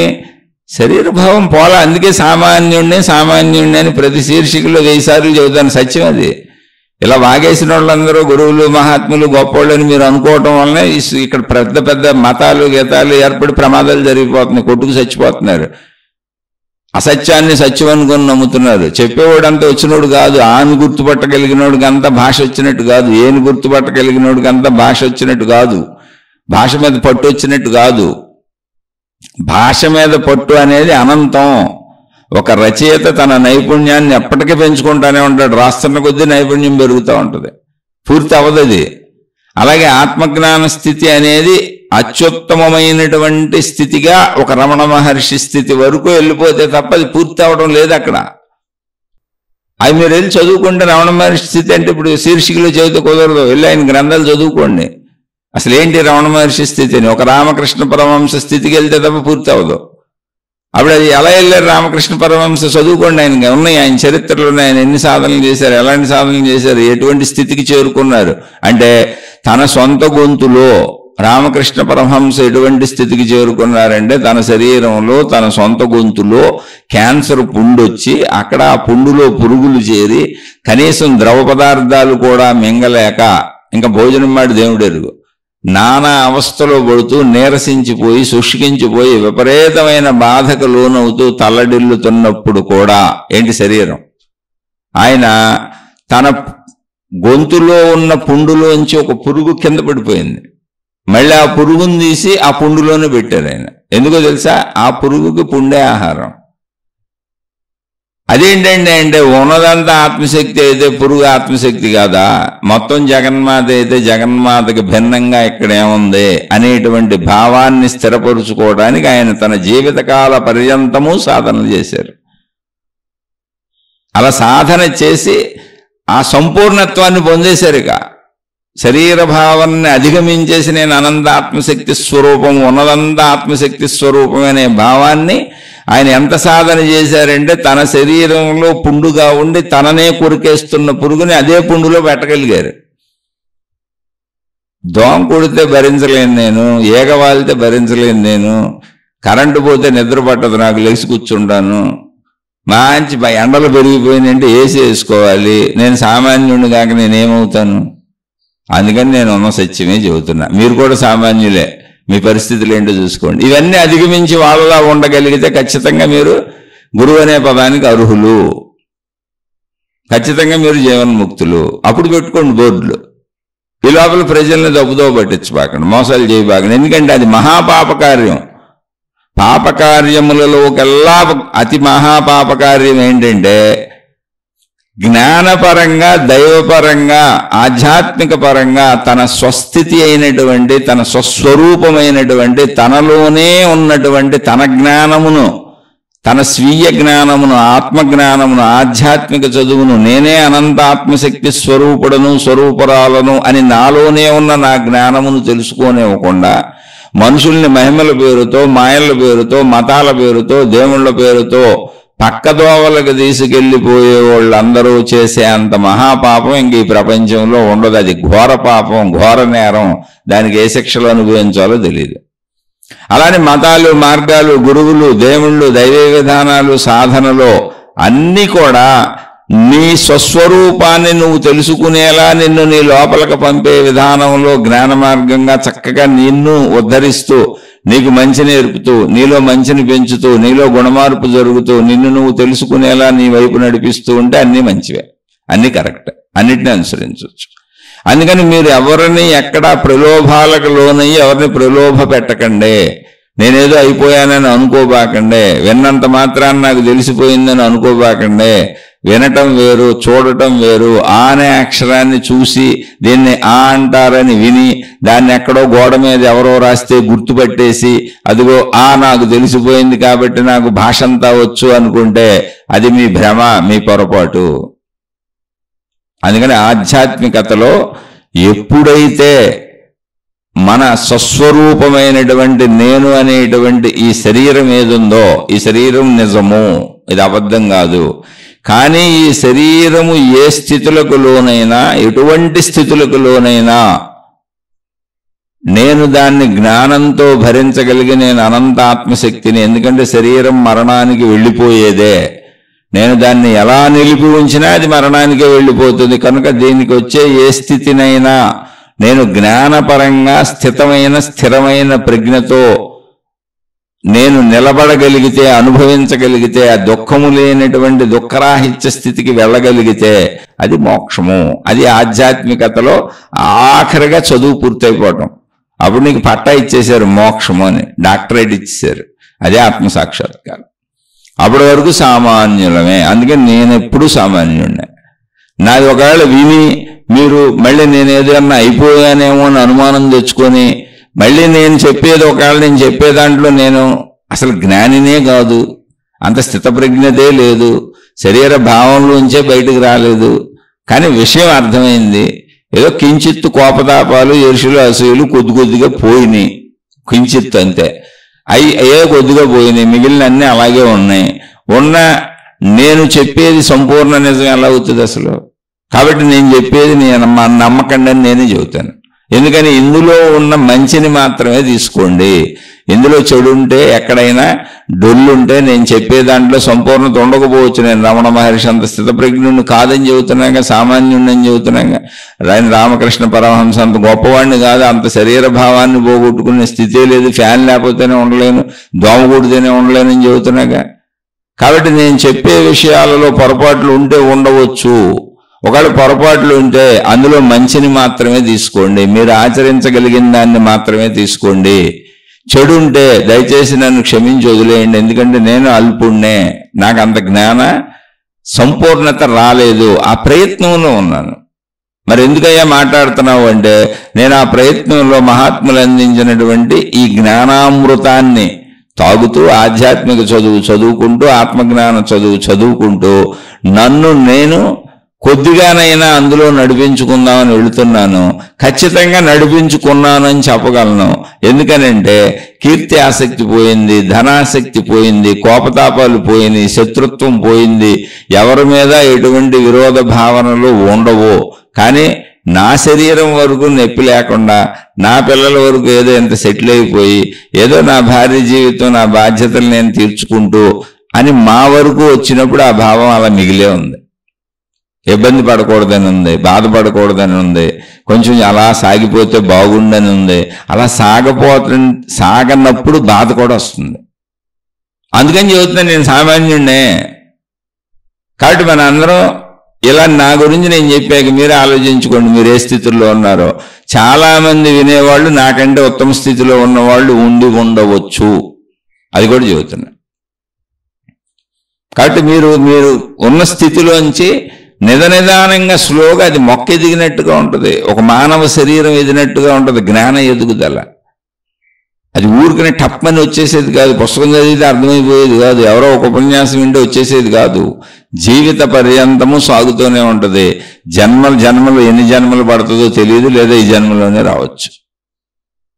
కానీ అది అలా సాగుతూ ఉంటుంది, అదొక ఎదుగుదల. ఎదిగి ఎదిగి ఎదిగి ఎదిగి ఒక స్థిత ప్రజ్ఞత రమణ మహర్షి స్థితిలో అలా కూర్చోగలిగినప్పుడు, ఓ రామకృష్ణ పరమహంస స్థితిలో అలా కూర్చోగలిగినప్పుడు అప్పుడు నీకు మోక్షం వచ్చినట్టు, ఆత్మసాక్షాత్కారం కలిగినట్టు. ఓ బుద్ధుడులా నువ్వు అలా కూర్చోగలిగినప్పుడు, బుద్ధుడిని చంపేస్తానంటే మెడ మీద కత్తి పెడితే అలా కూర్చున్నాడు. బుద్ధుడు మొహం మీద ఉమ్మూస్తే కించిత్తు భావన కూడా ఆయనకి ఏమీ అనిపించలేదు. ఆయన ముఖం మీద చిరునవ్వు అసలు చెదరలేదు, చెరగలేదు. నిశ్చలంగా కూర్చున్నాడు, అవుము తుడుచుకున్నాడు అంతే. బుద్ధుడిని అనేక సార్లు అనేక మంది అనేక రకాలుగా తిట్టారు, అస్సలు స్పందించలేదు, మౌనంగా వెళ్ళిపోయాడు. బుద్ధుడు ఆఖరికి తన శిష్యుడు ఒక ఆయన మొత్తం బుద్ధుడిని శిష్య బృందంతో రమ్మని వాళ్ళ ఇంటికి ఆహ్వానించి భోజనం పెడితే, ఆ భోజనంలో వండినటువంటి ఒక కూర విషపదార్థం అవటం చేత అది తిని బుద్ధుడు చనిపోవటం జరిగింది. అప్పుడు కూడా బుద్ధుడు పక్క శిష్యులకు ఏం చెప్పాడంటే, అయ్యా ఈయన ఈ కూర పెట్టడం వల్ల నేను చనిపోయానని ఎక్కడా ప్రచారం చేయకండి, ఎందుకంటే అతను ఎంతో ప్రేమతో ఇన్ని రకాల వంటకాలు వండాడు. పొరపాటున ఈ కూరలో పడినటువంటి దినుసులు అనేకం కలిసి అది విషపదార్థంగా మారింది, కానీ అతను ప్రేమతోనే పిలిచి పెట్టాడు. నేను అతని ప్రేమని అంగీకరించి అది విషపదార్థం అని తెలిసి కూడా తిన్నాను అని తన మిగిలిన శిష్యులను ఆ కూర తినొద్దు అన్నాడు ఆయన. మిగిలినన్ని తినండి, ఇది ఒక్కటే మీరు తినొద్దు అన్నాడు. నేను కావాలని అది స్వీకరించి తిని ఈ శరీరాన్ని వదిలేస్తున్నాను, ఎందుకంటే శరీరానికి వృద్ధాప్యం వచ్చింది, ఎక్కడో చోటకి వదిలేయాలి దీన్ని, దానికి కారణంగా ఇది జరుగుతుందంతే అని తనే తన మరణాన్ని ఆహ్వానించి తీసుకున్నాడు ఆయన. పైగా ఆ శిష్యుడిని అసలు ఎటువంటి నిందకి గురి చేయొద్దు అని చెప్పాడు ఆయన, ఎంతో ప్రేమతో పెట్టాడు అతను. అంటే అదొక శరీరాన్ని వదలగలిగిన స్థితి. మామూలు విషయం, మనబోటోళ్ళకి వచ్చేస్తుందా? మనం చొక్కానే వదలలేం, చొక్కాకి ఏమన్నా అయితే బాధపడిపోతాం, చీరకేమన్నా ఇంత చీర చెంగుకి ఏదన్నా ఎమేకో పట్టుకు చిరిగితే విలవిల్లాడిపోతాం. అలా ఒక బట్టని తీసేయగలిగినట్టుగా కట్టుకున్నటువంటి చీరని, కట్టుకున్నటువంటి డ్రెస్సుని, వేసుకున్నటువంటి డ్రెస్సుని ఉతకడానికి ఇలా తీసి పడేస్తాం. వాళ్ళు వాడుకొని రేపు బండి ఉతకడానికి తీసేస్తాం.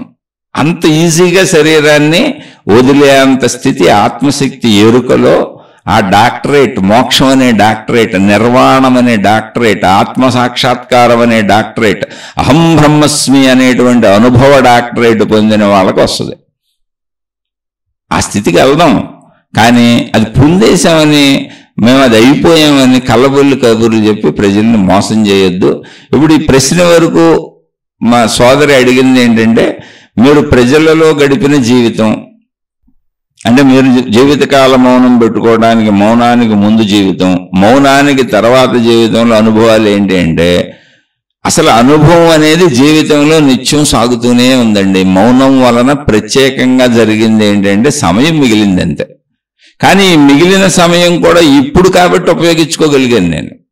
మీరు జాగ్రత్తగా ఉండండి, ఏనండి. 18 ఏళ్ల నుంచి ఇందులోనే సాగుతున్నా. నా ముందున్నటువంటి నా కుటుంబ సభ్యులు భక్తి మార్గాలలో, దైవీ మార్గాలలోనే ఉన్నారు. మా వృత్తి వ్యాపార ఉద్యోగాలన్నీ దైవీ మార్గాల్లోనే ఉన్నాయి. నేను చేసిన వ్యాపారం అంతా దైవీ మార్గాల్లోనే ఉంది. మాకు సంబంధం ఉన్న వేలాది మంది మనుషులు దైవీ మార్గాల్లోనే ఉన్నారు.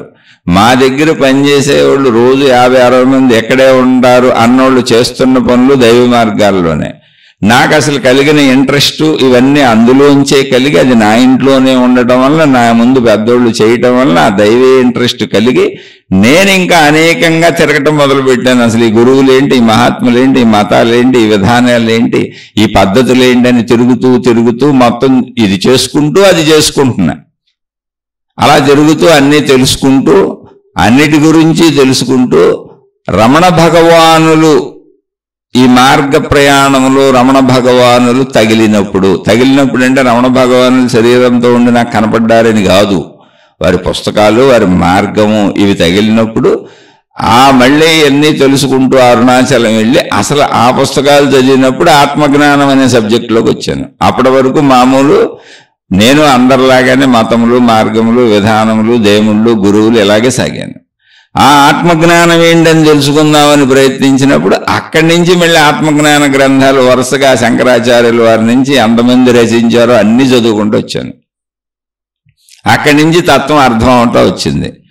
ఇలా అర్థమవుతూ ఇటు భౌతికము హాయిగా నడుస్తుంది, చక్కగా సాగిపోయింది. భౌతికం అంత బ్రహ్మాండంగా నడుస్తుంది. భార్య పిల్లలు, మంచి బంధుమిత్రులు, అంత అద్భుతమైనటువంటి జీవితం ఆనందాలతో సుఖభోగాలతో సాగింది. వివాహమైన కాడి నుంచి నా జీవితంలో అసలు లోటే లేదు. నాకు వివాహకు ముందు జీవితంలో చాలా లోటుపాట్లు, అలజడులు ఉంటాయి. వాటితో పాటే భౌతికం అలా ఆనందంగానూ సాగింది, దుఃఖంగానూ సాగింది, ఆధ్యాత్మికాన్ని తెలుసుకుంటూనూ సాగాను. అలా సాగుతూ 51 ఏళ్ళు అదే తెలుసుకుంటూ మొత్తం భౌతిక జీవితాన్ని అనుభవించేశాను. అనుభవించాలంటే అయిపోయిందని కాదు, ఇంకా అంతకంటే అనుభవించడానికి లేదు. 51 ఏళ్ళకి వయసు కూడా తగ్గుద్ది, భార్య పిల్లలు ఉన్నారు, సంసార జీవితం తెలుసు, ధనం తెలుసు, ధనం కోట్లతో వ్యాపారాలు చేస్తున్నాను, లక్షలు ఖర్చు పెట్టాను, అన్ని రకాలు చూసేసాను. ఇంకేముంటుంది? సినిమాలు, షికారులు, తిరుగుళ్ళు, స్నేహితులు అన్నీ ఉన్నాయి, అవి చూశాను. మళ్ళీ ఇటు ఆధ్యాత్మికాన్ని చూసుకుంటూ వస్తున్నాను. రెండు ప్యారలల్గా చక్కగా వెళ్ళినాయి. ఎక్కడ నాకు అసలు విడిపోయి కనపడలా, రెండు అన్న భావన కూడా లేదు. అవి మీతో మాట్లాడేటప్పుడు ఆధ్యాత్మికము భౌతికము అంటున్నాను కానీ అసలు నాకు రెండు అన్న భావన లేదు. ఒక సినిమా చూసేటప్పుడు ఎంత ఇంట్రెస్ట్ సినిమా చూశాను, ఒక గుడికి వెళ్ళినప్పుడు, ఒక ప్రార్థనాలయానికి వెళ్ళినప్పుడు, ఇతర మతాన్ని తెలుసుకుందామని ఆ మత గ్రంథాన్ని పట్టుకున్నప్పుడు అంతే ఇంట్రెస్ట్ ఉంది అక్కడ. రెండు మరి నాకు ఎలా ఉన్నాయో నేను ఇప్పటికీ చెప్పలేను. మళ్ళీ ఆ గ్రంథం అలా పెట్టుకొని మా వాళ్ళు ఎవరో సినిమాకి వెళ్దాం అనుకోరు, అది పక్కన పెట్టే సినిమాకి వెళ్ళినప్పుడు అంత ఇంట్రెస్ట్ ఉంది అక్కడ. మళ్ళీ ఈ సినిమా చూసినాక వచ్చి గ్రంథం చదువుకుందాం అన్నప్పుడు అంత ఇంట్రెస్ట్ ఉంది అక్కడ. ఇలా భక్తి మార్గము అంతే ఇంట్రెస్ట్గా ఉంది, భౌతికమైంది అంతే ఇంట్రెస్ట్గా ఉంది. భార్యాపిల్లలు, సంసార జీవితం ఎంత ఆసక్తిగా, ఎంత ఇంట్రెస్ట్గా, ఎంత సుఖంగా, ఎంత హాయిగా ఉందో, ఎంత ఆనంద డోలికల్లో తేలాడుతూ వచ్చానో సేమ్ అంతే ఇంట్రెస్ట్గా ఆధ్యాత్మికతలు వెళ్తున్నాయి. భార్య పిల్లలతో ఇటు కుటుంబ జీవితంలో, ఇటు సంసార జీవితంలో ఎంత హాయిగా ఆనంద డోలికలలో సాగుతున్నానో, మా వృత్తి వ్యాపారాలు మాకు సంబంధించిన దాంట్లో ఎంత ప్రజ్ఞతో, ఎంత ఆనందంగా, ఎంత సంతోషంగా మా చుట్టూ ఉన్నోళ్ళతో గడుపుతూ ఎంత ప్రజ్ఞగా, ఎంత తెలివిగా ధనం సంపాదిస్తున్నాను, ఎంత సంతోషంగా దాన్ని ఖర్చు పెట్టుకుంటున్నాను, ఎంత సంతోషంగా నా చుట్టూ ఉన్నోళ్ళకి ఖర్చు పెడుతున్నాను, సేమ్ అంతే. మళ్ళీ భక్తిలోకి వచ్చి ఆ పుస్తకం చదివేటప్పుడు, ఆ దేవుడిని తెలుసుకునేటప్పుడు, ఆ గురువుని తెలుసుకునేటప్పుడు, ఆ మతాన్ని తెలుసుకునేటప్పుడు సేమ్ అంతే ఆసక్తి, అంతే ఇంట్రెస్ట్ ఉన్నాయి. అక్కడ కూడా డబ్బులు అలాగే ఖర్చు పెట్టేవాడిని. ఎన్నో వేల పుస్తకాలు కొన్నాను, కొన్ని వేల సీడీలు, డివిడీలు ఉన్నాయి. అప్పట్లో డివిడీలు ఉండేవి, స్టార్టింగ్లో క్యాసెట్లు ఉండేవి, మహాత్ములకు సంబంధించిన స్పీచ్లు వేలు ఉన్నాయి నా దగ్గర. వేల డివిడీలు నిరంతరం వింటా ఉండేవాడిని. రెండు నాకు అంతే ఇంట్రెస్ట్తో సాగినాయి. ఇప్పుడు కూడా అలాగే సాగుతుంది నా జీవితం. అందుకే భౌతికం, ఆధ్యాత్మికం నాకు వేరుగా అనిపించదు. అయితే ఇలా వచ్చిన వరబడిలో 51 సంవత్సరాల వరకు అలాగే జీవితం సాగింది. ఇంకేముంటుంది ఒకసారి ఆలోచించండి. 51 సంవత్సరాలంటే చిన్నతనం నుంచి అన్ని గడిపేశాను. సినిమాలు, షికారులు, భౌతికమైనటువంటి అన్ని రకాల భౌతిక ఆసక్తులు నా పరిధిలో అన్నీ అనుభవించుకుంటూ వచ్చాను. చక్కగా వివాహం చేసుకున్నాను, పిల్లల్ని కన్నాను. అలాగే అదే మళ్ళీ 18 ఏళ్ల వయసు నుంచి ఆధ్యాత్మిక సాగుతూ వస్తున్నాను. 51 దాకా వచ్చాను. ఇంకో 50 ఏళ్ళు బతికిన ఇవే భౌతిక సుఖాలుగా నేను అనుభవించేది. వాటి మీద విరక్తి వచ్చింది, వైరాగ్యం వచ్చిందని అసలు చెప్పట్లే నేను. కానీ శారీరక శక్తి తగ్గుతుంది, పిల్లలు పెద్దోళ్ళు అయ్యారు, ఓపిక ఆటోమేటిక్గా తగ్గుద్ది. మనసుకు ఆసక్తి ఉన్నా శరీరం వాటిని చేయలేదు. ఇప్పుడు అదివరకు ఇలా పరిగెత్తలేను, ఊళ్ళు తిరగలేను, చేయలేను, కొంత అలసట వస్తూ ఉంటుంది. అది సహజం, అది సృష్టి పెట్టిన ఏర్పాటు. అప్పుడు 51 ఏళ్లకి అనుకోకుండా కుటుంబ జీవితంలో వచ్చినటువంటి ఘర్షణలో, మళ్ళీ చెబుతున్నాను, నాకు ఆధ్యాత్మిక ఆసక్తి కాదని చెప్పడానికి ఘర్షణలకు కారణం నా ఎదుటివాళ్ళు కాదు, నా స్వీయ వ్యక్తిత్వం, నా మానసిక స్థితి, నా మానసిక భావన. ఎందుకంటే మా కుటుంబ విషయాలు మీకు అనవసరం, తప్పు నాదే అని నేనే చెబుతున్నాను. తప్పు కాదు, నా మానసిక భావన, నా ఆలోచన, నాకు అలా అనిపించింది. నేను ఎమ్మడలేక నేనే తప్పుకున్నాను. తప్పుకునేటప్పుడు అవి నావి కాదు కాబట్టి, నేను హక్కుదారుణ్ణి కాదు కాబట్టి, అవి నేను నిర్మించినవి కాదు కాబట్టి, అసలు వాటి మీద నాకు ఏ యజమానిత్వము లేదు కాబట్టి, నేను ఇన్నాళ్ళు అందులోనే ఉండి చేసిన వాటి యజమానులు ఎవరో వాటికి అప్పచెప్పి పక్క వచ్చాను. వాటి మధ్య యజమానులు ఎవరో కాదు, నా కుటుంబ సభ్యులే, నా ముందు వాళ్ళే, వాళ్ళకి అప్పచెప్పి వచ్చాను. ఏమయ్యా అన్ని వదిలేసావు, మరి నీ భార్యా పిల్లల్ని ఉంచుకున్నావు కదా అని మీరు అనొచ్చు, వాళ్ళని వదిలేసామని. వాళ్ళకి వాళ్ళ భార్యా పిల్లలు ఉన్నారు, ఎవరి కుటుంబాలు వాళ్ళకు ఉన్నాయి, అందరూ పెద్దోళ్ళు అయిపోయారు, అందరూ హాయిగా ఉన్నారు. నా మిగిలిన, అంటే నేను వదిలేసి మౌనం పెట్టుకు పక్కకు వచ్చానని నేను చెబుతున్న వదిలేసిన నా కుటుంబ సభ్యులు ఎవరున్నారో వాళ్ళందరూ నాకంటే 100 రెట్లు 1000 రెట్లు అధికమైనటువంటి అన్ని స్థితులలోనూ అధికంగా ఉన్నారు. ధనపరంగా, ఆర్థిక పరంగా, ప్రజల పరంగా, కీర్తి ప్రతిష్టల పరంగా, అన్ని రకాలుగా. అన్ని పోగొట్టుకుంది నేనే. పోనీ పోగొట్టుకుంది వదిలేసేయండి. ఇక్కడ ఏమైందంటే, ఎంత భౌతికాన్ని అనుభవించేసి, ఎంత వ్యాపారాలు చేసేసి, ఎంత డబ్బును చూసేసి, ఎంత డబ్బును ఖర్చు పెట్టేసి, ఎంతమందితో తిరిగేసి, ఎంతమందితో అన్ని చేసేసి, మళ్ళీ అలాగే ఆధ్యాత్మికతను 18 ఏళ్ల నుంచి 51 ఏళ్ల వరకు అంతే ఆసక్తితో నడుపుకుంటూ వచ్చినటువంటి నాకు ఈ మౌనం సహకరించింది.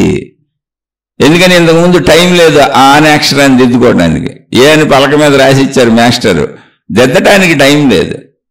ఇప్పుడు నాకు సంపూర్ణంగా కోరికలే దుఃఖములకు మూలమా అన్న వాక్యం ఏదుందో దాన్ని ప్రాక్టీస్ చేసుకుంటూనే వచ్చాను. కానీ టైం లేదు, భౌతిక జీవితం కూడా గడుపుతున్నాగా, అందుకని టైం తక్కువ.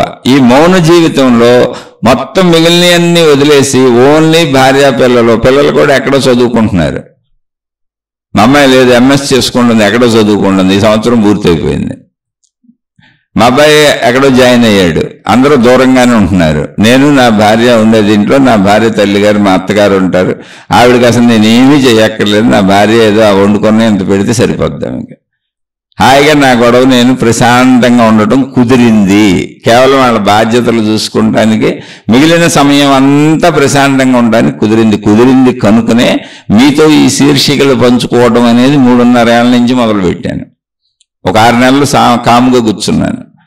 సరే, మనం మళ్ళీ ఇందులో ఇది మననం కింద ఉపయోగపడుతుంది, ఒక సజ్జన సాంగత్యం కింద ఉపయోగపడుతుంది. నాకు తెలిసిన విషయాలు నేనే మళ్ళీ మననం చేసుకున్నట్టు ఉంటుంది అని ఎవరైనా ప్రశ్నలు అడిగితే చెప్పటమని యూట్యూబ్ వేదిక ద్వారా ముందు వచ్చాను. ముందు నేను కొన్ని చెప్పాను, తర్వాత ఎవరైనా సందేహాలు అడుగుతుంటే చెప్పటం మొదలుపెట్టాను. ఇది కూడా ఎందుకంటే మీకెవరికో మేలు చేయటం కోసం కాదు, నా సాధన కోసం, నా ఆధ్యాత్మిక చదువు కోసం, నా ఆత్మజ్ఞాన చదువు కోసం. నాకు తెలిసింది నేను అప్పచెబుతున్నాను మీకు. నేను ఇప్పటి వరకు చదువుకున్నది మీకు అప్పచెబుతున్నాను. నేను ఇప్పుడు పరీక్షలు రాస్తున్నాను. నేను పాస్ అయ్యానో లేదో మీకు తెలుస్తుంది. మీకు అర్థమైతే నేను పాస్ అయినట్టు, మీకు అర్థం కాకపోతే నేను తప్పినట్టు. అది కూడా పాస్ అవటం ఏంటి, పూర్తిగా కాదు, ఇప్పటికే ఇది పూర్తిగా పాస్ అవటం అంటే రమణ మహర్షి అంతటి స్థితి, రామకృష్ణ పరమహంస అంతటి స్థితి, అది అసంభవం. వారి ఖాళీ ధూళికి కూడా సరిపోను. నేను సామాన్యుణ్ణి. నేను దోమ కుడితే భరించలేను, ఫ్యాన్ లేకపోతే ఉండలేను, ఏసీ లేకపోతే ఉండలేను, ఇవన్నీ పెట్టుకుంటాను. ఉన్న సత్యం ఉన్నట్టుగా చెబుతున్నాను. ఇది వచ్చింది. కానీ ఎవరైనా గుర్తుపెట్టుకోండి, మౌనం పెట్టుకుంటే మనకు వచ్చేస్తుంది అనుకోని మీరు అతి ప్రయత్నాలు చేయకండి. నేను నిజంగా 51 సంవత్సరాలకు నాకు వచ్చిన మౌనం నా శరీరానికి తగ్గట్టు, నా మానసిక స్థితికి తగ్గట్టు వచ్చింది. ఎందుకని భార్యాభర్తల సుఖాన్ని అప్పటికే ఎప్పటి నుంచో అనుభవిస్తూ నిదానంగా తగ్గే స్థితి వస్తుంది. అలాగే పిల్లలు, మమకారాలు, డబ్బులు, విషయాలు ఇవన్నీ కూడా నిదానంగా తగ్గే స్థితికి వస్తున్నాయి. అనుభవించేశాను, బోల్డ్ అన్నీ అనుభవించుకుంటూ వచ్చాను. అనుభవించుకుంటూ వస్తున్న దాంట్లో 18 ఏళ్ల నుంచి ఆధ్యాత్మికతను కూడా పక్కన పెట్టుకుంటూ వచ్చాను కనుక ఈ మౌనం ఉపయోగపడింది నాకు. మామూలు వాళ్ళు మీరు హఠాత్తుగా మౌనాలు పెట్టుకొని ఏదో చేద్దామని అనుకుంటే చేయగలిగితే పెట్టుకోండి, మంచిదే. కానీ బలవంతంగా పెడితే మనసు ఎదురు తిరుగుతుంది. నాకు పరిస్థితుల రీత్యా వచ్చింది కనుక వచ్చిన దాన్ని వాడుకున్నాను అంతే. నేను అసలు ట్రై చేయలేదు, మౌనం పెట్టుకోవాలని ఎప్పుడు అనుకోలేదు, పెట్టుకోమని ఎవరికి చెప్పను. ఇళ్లలోంచి పారిపోండి, ఇంట్లో వాళ్ళతో మాట్లాడబాకండి, ఏదో ఎక్కడికో పోండి, ఏదో చేయండి, అలాంటి అసలు నేను చెప్పను. ఎందుకు చెప్పను అంటే నా జీవితంలో నాకు రెండు సమానంగానే కనపడుతుంది. ఇప్పుడు రెండు కళ్ళు ఉంటేనే ఒక వస్తువు కరెక్ట్గా కనపడుతుంది. రెండు కళ్ళు పనిచేస్తుంటాయి. రెండు కళ్ళు ఎందుకు ఇవ్వబడినాయి? రెండు కళ్ళు ఒకే చోట దృష్టి పడుతుంది, వెళ్ళి వస్తువుని బాగా చూడగలుగుతాం. ఒక కన్నుతో ఇబ్బంది ఇది. అందుకే రెండు కళ్ళ దృష్టి ఒకే వస్తువు మీద పడుతుంది, వెళ్ళి. అంతే కదా, ఒక కన్ను ఒక వస్తువుని, ఒక కన్ను ఒక వస్తువుని చూడలేదు, చూసుకోండి కావాలంటే. అలాగే ఆధ్యాత్మిక భౌతికాలు వేరు వేరు కాదు, రెండూ కలిపి ఒకవైపే నడుస్తాయి, ఒకదాని మీద పడతాయి వెళ్ళి. అందుకని నాకు ఇప్పటికీ తేడా తెలీదు. నాకు ఆధ్యాత్మికానికి భౌతికానికి తేడా తెలియదు, అవి పదాలు మాత్రమే. భౌతికము ఆధ్యాత్మికం ఒకటే. భౌతికం అనేది ఆధ్యాత్మికతని ఆచరించడానికి అనువైన శరీరము, ప్రపంచము. ఆధ్యాత్మికత అనేది భౌతికతలో నువ్వు ఎలా జీవించాలో తెలుసుకోవలసిన జ్ఞానము. అప్పుడు నువ్వు నీకు తెలుస్తావు, ఉన్నదంతా నీకు తెలుస్తుంది, సృష్టి ఏంటో నీకు తెలుస్తుంది, అన్నీ నీకు తెలుస్తాయి. అది తెలుసుకొని నడవాలి. నడవటానికి ప్రపంచం ఉండాలి, శరీరం ఉండాలి. ఎలా నడవాలో తెలియడానికి జ్ఞానం ఉండాలి. జ్ఞానం ఆధ్యాత్మికం, శరీరము ప్రపంచము భౌతికం. ఇవన్నీ కలిస్తేనే మోక్షము. నీకు తెలుస్తావు. ఇది నాకు తెలిసింది, అనిపించింది చెప్పాను. ఒకవేళ మీకు ఇంకా సందేహాలు ఉంటే ఏమన్నా అడిగితే చెప్పమంటే చెబుతాను. నా గురించి స్వతంత్రంగా చెప్పడానికి అంత పెద్ద పెద్ద గొప్ప గొప్ప విషయాలు నా జీవితంలో ఏమీ లేవు. అయితే ఆధ్యాత్మిక మార్గంలో సాగుతున్నప్పుడు అనేక అనుభూతులు, అనుభవాలు, మహిమలు, మాయలు ఇవన్నీ కూడా ప్రాథమిక దశలో మనసు మాట్లాడుతుంది. అవన్నీ నా జీవితంలో జరిగినాయి. కానీ అవన్నీ దాటుకుంటూ ఆత్మజ్ఞానం దాకా వచ్చేసాను. అవన్నీ మానసిక లోకం అని అందుకే చెబుతాను. మానసిక లోకంలో జరుగుతాయని. అవి ఇప్పుడు విశేషంగా ఏమీ లేదు, అందులో చెప్పుకోవడానికి ఏమీ లేదు. నేను అందరిలాంటి సామాన్యుడిని, అందరిలా సామాన్యంగా మొదలయ్యాను, అందరిలా సామాన్యంగా నడుస్తున్నాను, అందరిలా సామాన్యంగా బతుకుతున్నాను, అందరిలా సామాన్యంగా పోతాను. అసలు ఆధ్యాత్మికతను తెలుసుకోవడం అందరికీ సామాన్యతే, అది గొప్ప విషయం కాదు. ఎందుకంటే అది నువ్వే అయినప్పుడు నీ గురించి నీకు తెలియటం గొప్ప విషయం ఏముంది అందులో. కాకపోతే ఇంకా నేను దాన్ని తెలుసుకోలేకపోయాను, అందుకని నేను సామాన్యుడిని. మనం సామాన్యులను తెలుసుకోలేకపోతున్నాం కాబట్టి తెలుసుకోవటం, నా స్వస్వరూపాన్ని తెలుసుకోవడం సామాన్యతే అయినా అది అసలు తెలియబడట్లేదు. కాబట్టి అది తెలుసుకున్న వాళ్ళని మహాత్ములని పిలిచాం. రమణ భగవానుడు, రామకృష్ణ పరమహంస, షిరిడి సాయిబాబా, గజానన మహారాజు, అక్కలకోట మహారాజు, ఇలాంటి మంది, ఓ వెంకయ్య స్వామి వారు, ఇటువంటి అవధూతలు మహాత్ములు ఎంతో మంది ఉన్నారు భూమి మీద. వాళ్ళందరూ ఏం చెబుతున్నారయ్యా అంటే, మమ్మల్ని పూజించండి, మమ్మల్ని అనుసరించండి, మమ్మల్ని ఆరాధించండి, మాకు ప్రార్థనాలయాలు కట్టండి, మా పేరు మీద మతాలు ఏర్పాటు చేయండి, మార్గాలు ఏర్పాటు చేయండి, మా పేరు మీద విధానాలు ఏర్పాటు చేయండి, మా పేరు మీద సాధనా పద్ధతులు పెట్టండి, మేమయ్యో కొత్త కొత్త సాధనా పద్ధతులు నేర్పాం మీకు. ఇలా చెప్పట్లాళ్ళు. నాయనా, మేము పొందినటువంటి ఆ జీవన్ముక్త స్థితి, మోక్ష స్థితి, ఆత్మసాక్షాత్కారము అని పిలువబడుతున్నటువంటి నీ స్వీయ అనంత ఆత్మశక్తి స్థితి, అహం బ్రహ్మస్మి అనే స్థితి ఏదుందో అది మేము పొందాము, అది మీరు కూడా పొందొచ్చు. మీరు పొందుతాను అంటే మేము ఎలా పొందాము చెబుతాము. అందుకు నా జీవితాలు ఉదాహరణలని చెబుతున్నారు అంతే. అంతే తప్ప వాళ్ళ పేరు మీద ఏం మతాలు, మార్గాలు, విధానాలు, పద్ధతులు ఏర్పాటు చేసి అవన్నీ ప్రచారం చేసేసి అందులో వాళ్ళని ఇందులోకి, ఇందులో వాళ్ళని అందులోకి లాగేసి కలకాపులకం చేసేసి గజిబిచ్చేసేసి ప్రపంచాన్ని భ్రష్టు పట్టించమని చెప్పడానికి అసలు వాళ్ళు రాలేదు. ప్రపంచానికి వెలుగు చూపించడానికి వచ్చినటువంటి సూర్యుళ్ళు వాళ్ళు, జ్ఞాన సూర్యుళ్ళు. నీ స్వస్వరూపాన్ని నీకు చూపిస్తారు. నీ స్వస్వరూపమే నీకు తెలియనంత అంధకారంలో మనం ఉన్నాం, చీకట్లో. అలా ఆ చీకటిని పోగొట్టి మన స్వస్వరూపాన్ని మనకు చూపించడానికి వచ్చిన జ్ఞాన సూర్యుళ్ళు వాళ్ళు. అలా జ్ఞాన సూర్యుడిగా వాళ్ళని అనుసరించావా తప్పలేదు, జ్ఞాన సూర్యుడిగా వాళ్ళని ఆరాధించావా తప్పలేదు. నీ యొక్క చీకటిని పోగొట్టుకోవడానికి వాళ్ళని జ్ఞాన సూర్యుడిగా అనుసరించినప్పుడు మతము తప్పులేదు, మార్గము తప్పులేదు, గురువు తప్పులేదు, పద్ధతి తప్పులేదు, విధానము తప్పులేదు, సాధన తప్పులేదు, నువ్వు ఎలా నడిచినా తప్పులేదు. ఎందుకు? నీలో అంధకారాన్ని పోగొట్టుకోవడానికి ఆ జ్ఞాన సూర్యుడిని వాడుకో, తప్పేమన్నాళ్ళు వచ్చింది అందుకే, అదైతే తప్పలేదు. ఇక మిగిలింది ఏ రకంగా వెళ్ళిన మహిమలు మాయలు అద్భుతాలు, నా మతం గొప్పది, నా దేవుడు గొప్పోడు, వాళ్ళని తిట్టు వీళ్ళని తిట్టు, నేనే గొప్పోడిని అని చెప్పు, వాళ్ళు గొప్పోళ్ళు కాదని చెప్పు, మందే గొప్పదని చెప్పు, వాళ్ళది గొప్పది కాదని చెప్పు, నిదానంగా గేలం వేసి చేపలు పెట్టినట్టు పక్క వాళ్ళందరినీ మన దాంట్లోకి లాక్కొచ్చాయి, చక్కగా వాళ్ళ డబ్బులన్నీ మన దాంట్లో గుంజుకొచ్చాయి అని డబ్బు సంబంధాలు, కీర్తి సంబంధాలు, స్త్రీ పురుష సంబంధాలు రకరకాలు పెట్టుకొని ప్రజల్ని మభ్య పెట్టేసి మాయలు చేసేసి మోసాలు చేసేసి ఆఖరికి దొరికిపోయి జైళ్ళలోకి వెళ్తా ఉంటారే, అలాంటి చెమటా పనులను నమ్మకండి, చెయ్యకండి. అవన్నీ కరెక్ట్ కాదు, మహాపాపములు. మనిషి యొక్క స్వస్వరూపమును తెలుసుకోనివ్వకుండా, మనిషి యొక్క నిజతత్వమును అతన్నే ఆమెని తెలుసుకోనివ్వకుండా వాళ్ళకు అడ్డుపడిపోయి వాళ్ళని పక్కదోవలకు నడిపించే వాళ్ళందరూ కూడా ప్రపంచం మళ్ళీ వేసేటువంటి శిక్షలు ఎలా ఉంటాయో తెలియదు. ఎందుకంటే కర్మ సిద్ధాంతం ఒకటి ఉందిగా ఇక్కడ. ఇలా తప్పుదోవలకు తీసుకెళ్లే వాళ్ళందరూ కూడా ఏమవుతారో మరి నాకైతే తెలియదు, ఎందుకంటే కర్మ సిద్ధాంతం ఇక్కడ పనిచేస్తుంది. కాబట్టి మీరు తప్పుదోవలోకి వెళ్ళకండి, తప్పుదోవల్లో వెళ్లే వాళ్ళని అనుసరించకండి, తప్పుదోవల్లోకి ఎవరిని తీసుకెళ్ళకండి. రైట్ దోవ ఏంటి? ఏమి లేదు, నీలో మంచితనాన్ని పెంచేదంతా రైటే, నీలో గుణమార్పు కలిగించేదంతా రైటే, నీలో చెడును పోగొట్టేదంతా రైటే. అలా చెడును పోగొడుతూ నీలో మంచిని పెంచుతూ నిన్ను ఇతరులకు సహాయపడేలా తయారు చేస్తూ నీలో సద్గుణాలు పెంచుతూ నిన్ను నువ్వు తెలుసుకునేలా నిన్ను నడిపించేదంతా మంచిదే. కాబట్టి మంచి మార్గాల్లో సాగండి. ఇంకేమైనా సందేహాలు ఉంటే అడగండి. మళ్ళీ చెబుతున్నా, నేను సామాన్యుణ్ణే, నేను సామాన్యుణ్ణే, నేను సామాన్యుణ్ణే. శుభమస్తు. మీకు మీ కుటుంబ సభ్యులకు మేలు చేకూరుగాక. మరొక కొత్త శీర్షికతో కలుసుకుందాం.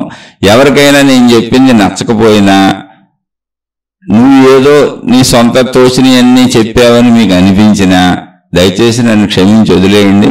ఎందుకంటే నేను సామాన్యుణ్ణి, ఇంతకంటే గొప్పగా నేను చెప్పలేను. ప్రపంచాన్నంతా ఒప్పించేలా చెప్పగలిగినటువంటి గనుడు అసలు భూమి మీదకి ఇంతవరకు రాలేదు. ఎవరిని యాక్సెప్ట్ చేయదు ప్రపంచం. ఎంతమంది మహాత్ములు చెప్పినా అందరూ ఆ మహాత్ముని అంగీకరించరు, కొంతమంది అంగీకరిస్తారు. ఎందుకంటే విభిన్నత సృష్టి ధర్మం. అంగీకరించకపోవడం తప్పు కాదు, విభిన్నత సృష్టి ధర్మం. అది సృష్టిలో ఎప్పుడు విభిన్నత వైరుధ్యం ఉంటాయి. అందులో ఏకత్వ భావాన్ని వ్యక్తిగతంగా పొందడమే ఆధ్యాత్మికం, సామూహికంగా రాదు అది. అందుకని వ్యక్తిగతంగా వస్తుంది ఆధ్యాత్మికం, అందుకే వ్యక్తిగతం అని చెబుతాను. కాబట్టి అంతమంది అయినా విరోధించవచ్చు, కానీ విరోధించి మీ జీవితకాలానంటే మీ టైం పాడు చేసుకోబాకండి, నా టైం పాడు చేయబాకండి. ఎందుకు? నేను ఆల్రెడీ చెబుతున్నాక నేను సామాన్యుడిని. కాబట్టి వదిలేసేయండి, క్షమించి వదిలేసేయండి. శుభమస్తు. మీకు మీ కుటుంబ సభ్యులకు మేలు చేకూరుగాక. మరొక కొత్త శీర్షికతో కలుసుకుందాం.